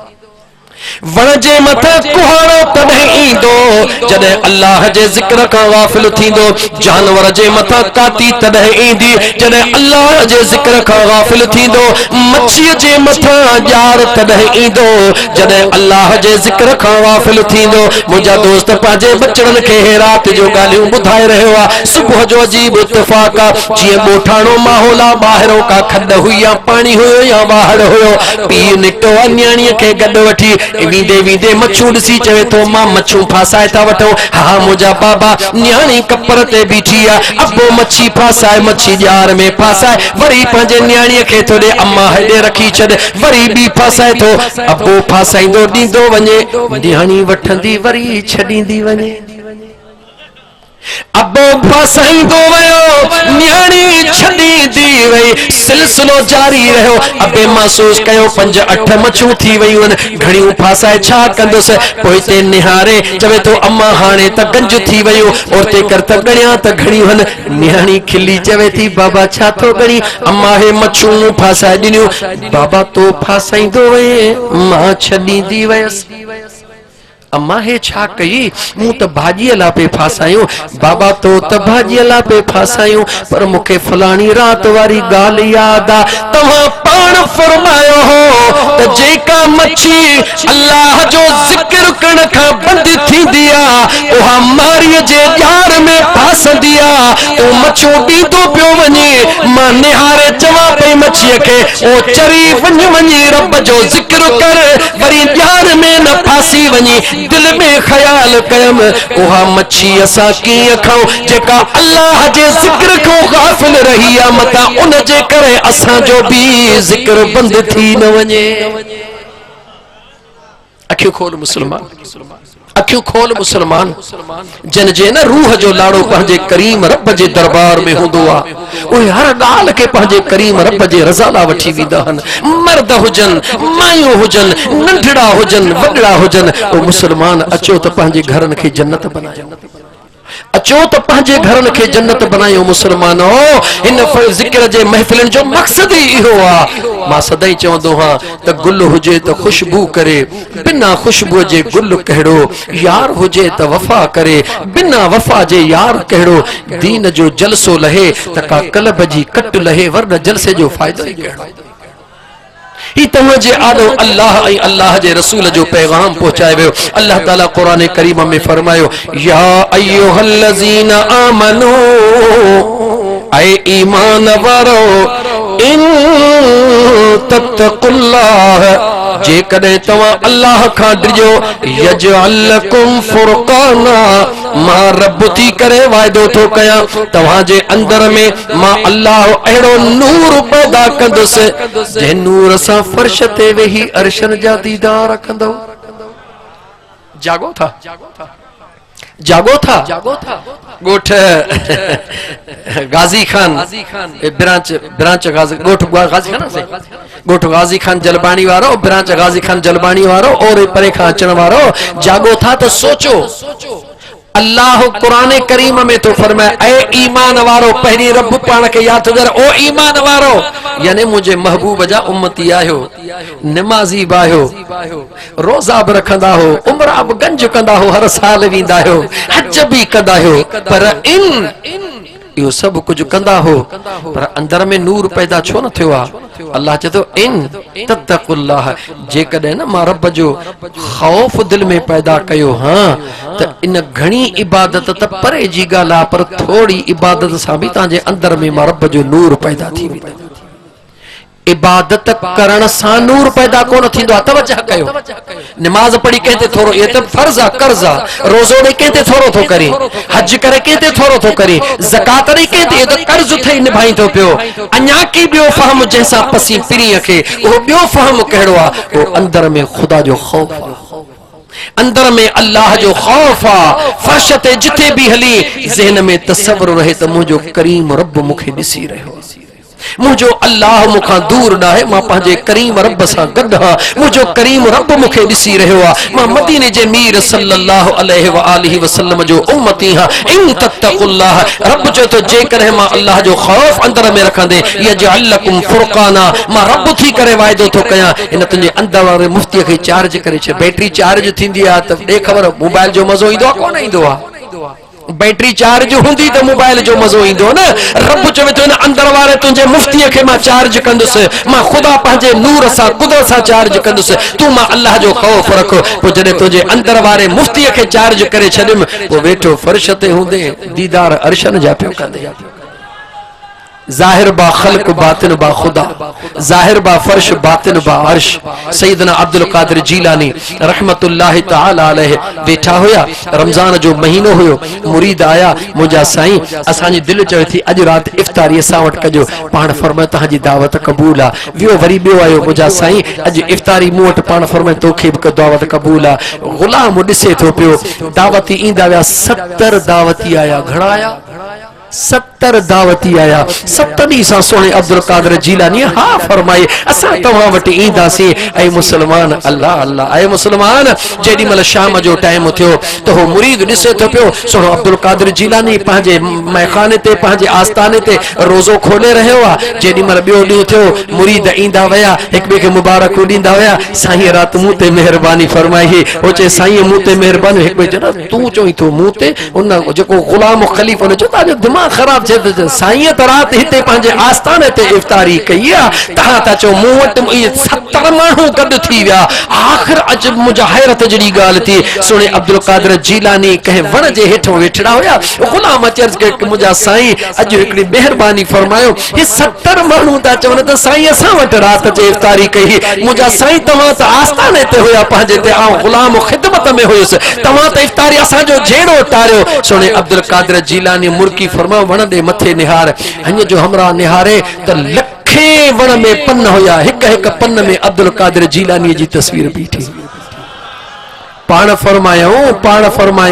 हे त 70 माण्हू हुया, पर जे लख भी अचनि हा त अल्लाह एतिरी अब्दुल कादिर खे क़ुव्वत अता फरमाई आहे, तोसां भी गॾु हुजनि हा, हिन लख वटि भी मौजूद हुजनि। इजाज़त ॾियो त क़ुरान पढ़ा, इजाज़त ॾियो त क़ुरान पढ़ा। छो त ॻोठा गाज़ी खान जलबाणीअ जो मतां को सुभाणे इन वीचारे मुंहिंजे सादड़े दोस्त खे मुंहिंजो को मुसलमान भाउ चवे त यार फ़क़ीर ॻाल्हियूं त भली कई, पर पछाड़ी में ठोक अहिड़ी ॾेई हुयसि जो न मोह न तरो न मुंहिंजा सोना सजण साईं जो मलंग कॾहिं भी ग़लति ॻाल्हि न कंदो आहे। मां अल्लाह जो क़ुरान पढ़ण लाइ तैयार हाँ, खुदा जे क़ुरान जी गवाही ॾियण लाइ तैयार हाँ। त हा अल्लाह जे पंहिंजे नेकनि खे ताक़त ॾींदो आहे, जेके हिते भी हूंदा आहिनि उथंदा भी न आहिनि, किथे भी हूंदा आहिनि। कुरान पढ़ा। अल्लाह ताला जे ज़ात बाबरकात कुरान करीम जे अंदर इरशाद फरमायो, अय्युहल मला अय्युकुम यतीनी बिअर्शिहा क़ब्ल अन यतूनी मुस्लिमीन क़ाल इफ़रीतुम मिनल जिन्न अना आतीका बिही क़ब्ल अन तक़ूम मिन मक़ामिका व इन्नी अलैहि लक़वियुन अमीन क़ाल अल्लज़ी इंदहु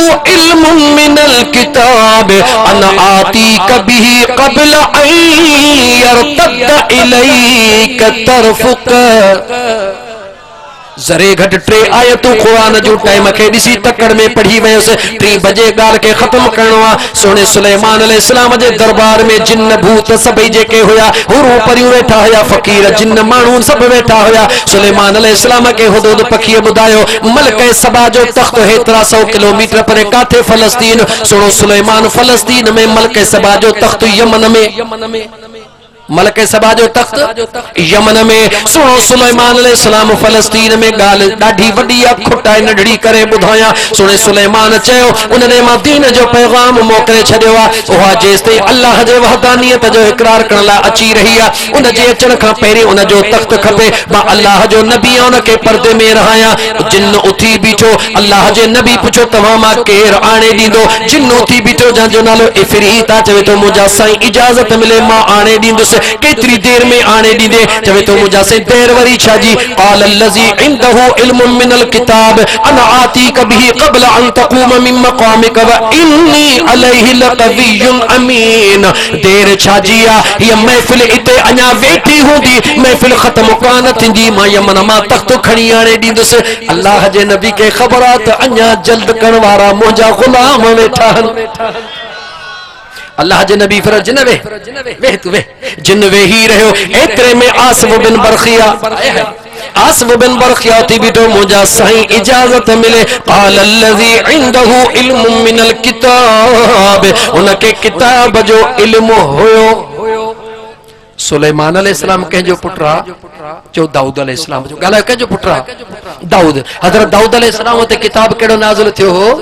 चो ज़बूर। जल्दी ॿुधायो। वलक़द आतैना दाऊद ज़बूरा। मना ज़बूर जो इल्म हुयो। मूंखे जवाब दे, ज़बूर जो इल्म आला या क़ुरान जो इल्म आला? ज़बूर जी तस्दीक करण वारो क़ुरान आहे, इंजील जी तस्दीक करण वारो क़ुरान आहे, तौरेत जी तस्दीक करण वारो क़ुरान आहे। इन करे तो चवां त मुसलमान अखियूं खोल, हिक ॿिए जे लड़ाई में क़ुरान जे हक़ीक़त जो इनकार न कयो। अल्लाह जे नबी चयो, अल्लाह क़ुरान में फरमायो क़ाल अल्लज़ी इंदहु इल्मुम मिनल किताब, उन इंसान खे किताब जो इल्म हुयो, सॼे किताब जो न, किताब जो कुझु इल्म हुयो। उन चयो मुंहिंजा सुहिणा नबी इजाज़त मिले आऊं खणी थो अचां। अल्लाह जे नबी चयो केतिरी देर में आणींदे? चए थो यार देर वरी छाजी आहे? अना आतीक बिही क़ब्ल अन यरतद इलैक तरफुक। दुनिया चवंदी आहे त चवे तो अखियूं बंदि करे खोलियो। ही फ़क़ीर आहे, तर्जुमो ईअं न कंदो। उन चयो मुंहिंजा सुहिणा नबी निगाहे करम करे ख़त्म कयो त तख़्त तव्हांजे आॾो थो पहुचायां। छो त निगाह नबीअ जी हुजे, सीनो वलीअ जो हुजे, काइनात हथनि ते मौजूद हूंदी आहे। अल्लाह जो क़ुरान तो ॿुधाए, अल्लाह जे नबी निगाह हीअं करे, निगाह हीअं कई त तख़्त आॾो। हिकिड़ो कमरो न हुयो, घर दर जे ॿाहिरों कोन हुयो, 900 मैल परे हुयो, 1000 टन वज़नदार हुयो, अणखुट वज़न हुयो। अल्लाह जो नबी उथियो भी कोन, अल्लाह जो नबी चुरियो भी कोन। दुनिया ॾिसे थी त इते जो इते वेठो आहे। क़ुरान तो चवे इनकार मुंहिंजा दोस्त ख़बर नाहे कुफर वारे पासे वठी वेंदो, इनकार बि नथो करे सघिजे। सुलेमान अलैहिस्सलाम जे ग़ुलाम खे ज़बूर जो इल्म उथे भी नथो, अखि चिंब में करे रहियो आहे। अब्दुल कादिर जीलानी वटि त अमर जे पेट खां वठी क़ुरान जो इल्म, जंहिंजी अम्मा अल्लाह पारा क़ुरान जा तहज्जुद जे निमाज़ में पढ़ंदी हुजे, जंहिंजो बाबा साईं हिकिड़े सूफ़ला 10 साल बाग़ जी मुशक्क़त कंदो हुजे, इन परहेज़गारनि जे दरमियान मां जीलानी जवान न ईंदो त ॿियो केरु ईंदो? अजीज़ाने मन सच चवां जे नाराज़ न थियो। इन खे तव्हां कसम मथे ते क़ुरान ॾेई पुछोसि त जॾहिं हिन का घणी मुश्किल ईंदी आहे, कंहिं बि फ़क़ीर खां पुछो ऐं रोई रुगी तसव्वुर शेख करे ऐं ज़िक्र ॾे ख़्याल कंदा हूं त पुनल पेर पाईंदो या कोन पाईंदो। सची हो तो मुसलमानो, असां में कमी आहे, अल्लाह वारनि वटि काई कमी कान्हे का। अॼु भी तोखे आज़माए, तोखे दावत आहे। मुंहिंजे सजण पीर जो जेको ॾसियल ज़िक्र आहे, हे कल्बी जेको ज़िक्र आहे, जेका आनुर अशहद तुंहिंजे कल्ब ते रखियल आहे। मुश्किल ईंदी आहे, तावीज़न वारे ॾे वञण जी ज़रूरत कान्हे का, कारा कुकड़ कारा बकर ॾियण जी ज़रूरत कोन्हे का। मुसल्लो विछा, मुसल्लो विछा, मुसल्लो विछाए पंहिंजी पेशानी झुकाए करे महबूब ते दुरूद पढ़ी पढ़ी पांजे मुर्शिद जे तरीके ते मुताबिक कल्ब दे ख्याल करे अल्लाह जे जिक्र जो तसव्वुर करे अल्लाह जो जिक्र करे तसव्वुर शेख करे जिक्र खुदावंदी में मस्त थी इंशाअल्लाह ताला उथंदे ही कोन अगे तो के सोहनी मुराद मिली वेंदी अचो त गरजी करे अल्लाह वारन सा सोहबत जो जो रिश्तो आ मोहब्बत जो इहो मजबूत कयो इन का सवाब यकीन कयो वक्त कोन्हे त कुरान अञा घणो पढ़ा हां कुरान अञा घणो पढ़ा हां कुरान करीम बुधाए रहियो आ अल अखिल्ला पढ़ा न कुरान अल अखिल्ला यौमइज़िन बादुहुम लिबादिन अदु इल्लल मुत्तक़ीन अल्लाह कुरान करीम में 25 पारे जे अंदर फरमायो सूरह ज़ुखरुफ में फरमायो सी पारो वो बुधाया तो सूरत भी बुधाया तो वनी घर कुरान करीम खोले पढ़ी दिस मुसलमान अल्लाह जे ज़ात फरमायो क़यामत जे दिहाड़े सब रिश्ता हिक ॿिए जा दुश्मन थी वेंदा ए जेके तुंहिंजा दोस्त सदी तो इहे दोस्त कोन रहंदा अल अखिल्ला यौमइज़िन बादुहुम लिबादिन अदु सभई रिश्ता टुटी वेंदा दोस्त दुश्मन बणजी वेंदा मौला सब दुश्मन रब चवे तो न इल्ला सब न बनबा मौला भला के दोस्त हुंदा अल्लाह जो केर हुंदा अल मुत्तक़ीन अल्लाह जे ज़ात फरमायो जेके मुझा दुनिया जे अंदर परहेज़गार बाना नेकोकार बाना जन दुनिया जी जिंदगी मां अल्लाह जे खौफ में गुजारी हुंदी मुझे महबूब जे इताअत में गुजारी हुंदी मां अल्लाह जे हुक्मन के लब्बैक चयो हुंदो मां रब थी करे वायदो तो कया क़यामत जे दी उहे तवा सा दोस्ती निभाईंदा कुरान तो चवे दोस्ती निभाईंदा केर निभाईंदा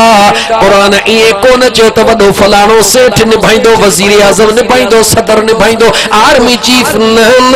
कुरान इए कोन चयो त तुंहिंजो पीर निभाईंदो तुंहिंजी मां निभाईंदी न कुरान इए कोन चयो तुंहिंजो पुट निभाईंदो धी निभाईंदी न अल्लाह जे कुरान हिकड़ी निस्बत ॾसी इल्लल मुत्तक़ीन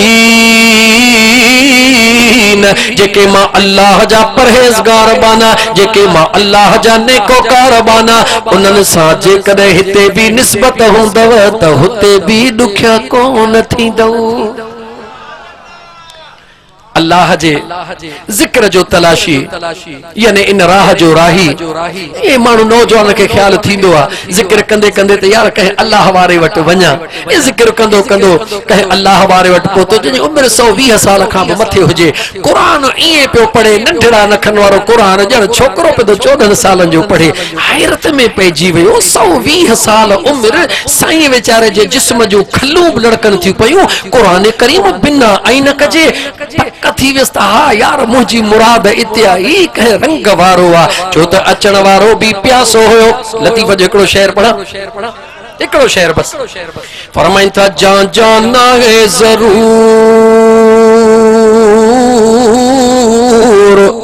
जा जाना है जरूर ताना है तबीब को जिसे सुरियो सूर तक करे वे जुबर पयो लतीफ सरकार फरमायो जेसते तोखे दर्द न थींदो आ तेसते डॉक्टर भी कोन मिलंदो आ डाठ में सूर पियो डाठ जो डॉक्टर अची वियो मथे में सूर पियो मथे जो डॉक्टर अची वियो साई थी साई जो डॉक्टर पहिरीं दर्द पैदा थींदो डॉक्टर को मिलंदो आहे जवाब दे लतीफ सरकार तो चवे जेसते तुझे अंदर के जरूरत न थींदी डॉक्टर जी जरूरत थींदई डॉक्टर मिलंदो पर जे यार जे कुर्ब जी जरूरत थींदई त यार जो पंधड़ो भी मिली पवंदो सुने लतीफ सरकार इन सिंधी माण्हुनि के पंहिंजे शहर में वॾो राज ॾिनो आहे हीअं वींदे त ही मिलंदी हीअं वींदे त ही मिलंदी हीअं वींदे त हू मिलंदी सुने लतीफ सरकार जा पांधीअड़ो अल्लाह जे बाने सुने लतीफ सरकार जे के कुछ फरमायो मुझा दोस्त अजीज उन नौजवान चयो अल्लाह जा बाना माशाअल्लाह नजर तवा जी ॾाढी चिट्टी आ उन बुजुर्ग कंद मथे खणी पाण फरमायो अल्हम्दुलिल्लाह चवे तो साईं भला इहो सुरमड़ो ॾसींदो इहो कहिड़ो सुरमो आहे जंहिंजे करे 120 सालनि ताईं नजर चिट्टी लॻी पई आहे अल्लाह जा बाना खास करे पर्दे में रहंदा हन। असां जड़ो मूं जड़ो तवा ने कहो मां पांजी गाल कया असां जड़े जे करे 8 ॾींहं तहज्जुद पढ़ियो चतो अञा उडामा छो नथो 8 ॾींहं थिया न तहज्जुद पढ़ियो अञा कोन थो उडामा ऐं जे करे 2 टे ॾींहं थोरो ज़िक्र कई थोरो रुगी रात जो नूर जी लाट ॾिठी हाणे मां साईं बुज़ुर्ग थी वियो मथे में ने का मुरीद शुरू कंदुसि बस वॾी चादर पाए हमरा छा मां ख्वाब में हीअं बि ॾिठो सबर कर थोरो कुवत बर्दाश्त जो मादो पैदा कर जेतिरो थां वॾो कंदे उन में माल एतिरो घणो पवंदो।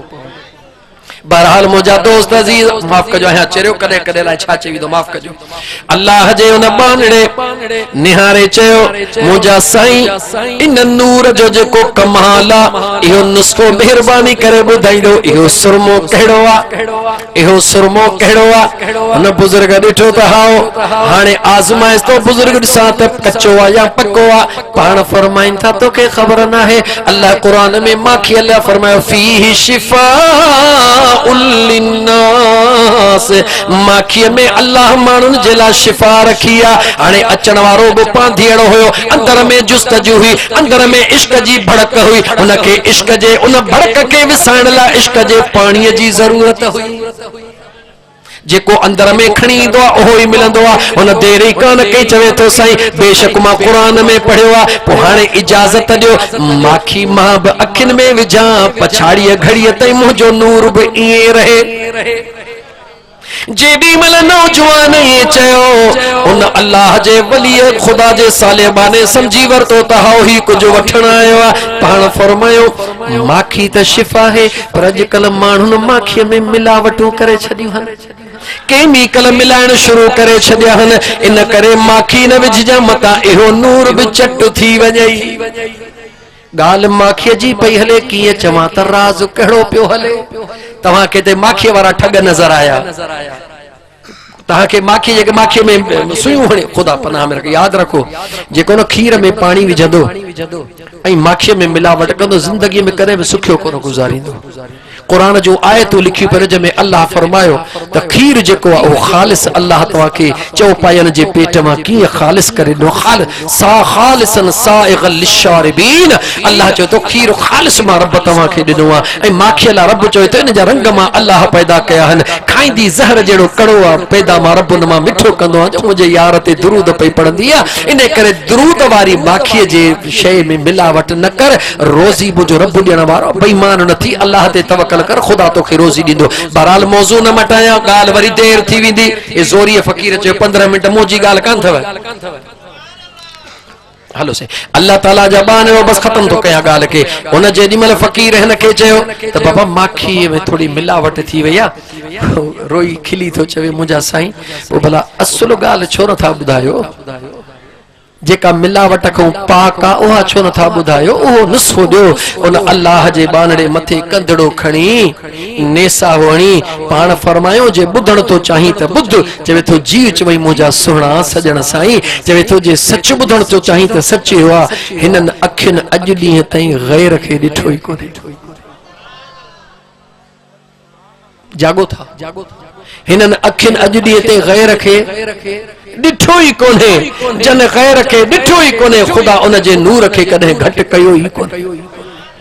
ए अखियूं हमेशा हयादार रही हुन याद रख मुसलमान अगर चाही तो तुझे अखियुनि जो नूर मुझो रब कब्र ते सलामत रखे हयादार थी मर्द ही या औरत हया सां ज़मीन ते हल कंध हेठ करे हल हया सां हल ॿिए जे नंगन खे बिल्ले वांगुरु न तक पंहिंजे न्याणियुनि वारो हई खुदा जो खौफ कर ज़मीन ते कंध हेठ करे हल अल्लाह कंदो त तुंहिंजो नंग भी खुदा कंदो हिफाजत में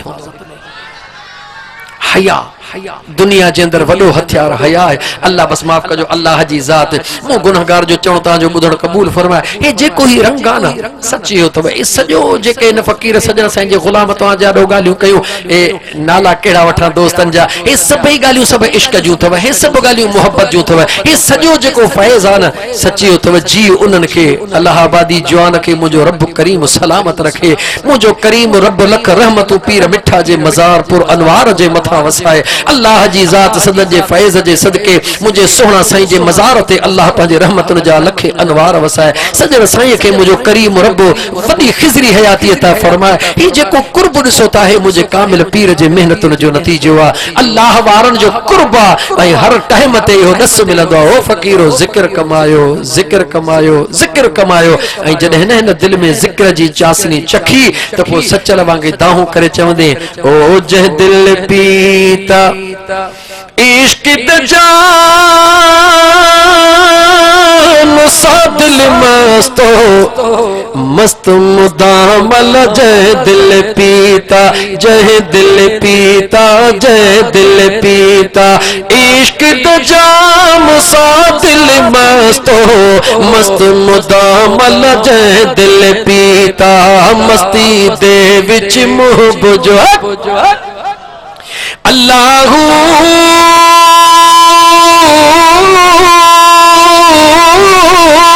ओ मस्ती दे विच मोह जो मिलिया मस्ती दे विच मोह जो मिलिया हस्ती हो मुझे दिल पीता इश्क दजा मुसादिल मस्तो मस्त मुदामल जय दिल पीता दरसया दे सवे सिपाही अल्लाहू ओ दरसया दे सवे सिपाही दरसया दे सवे सिपाही सच्चल खास गुलाम ओ जे दिल पीता इश्क दजा मुसादिल मस्तो मस्त मुदामल जय दिल पीता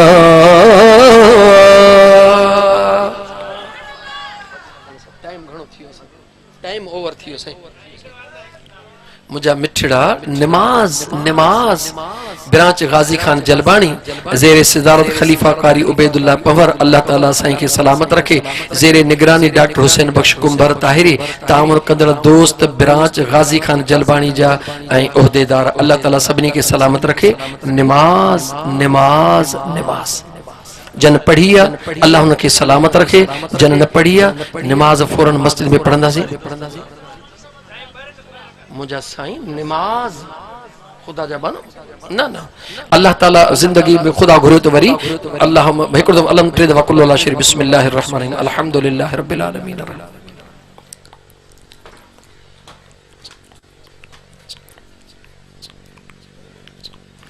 अल्हम्दुलिल्लाहि रब्बिल आलमीन अल्लाहुम्मा सल्लि अला सय्यिदिना मुहम्मदिन व अला आलि सय्यिदिना मुहम्मदिन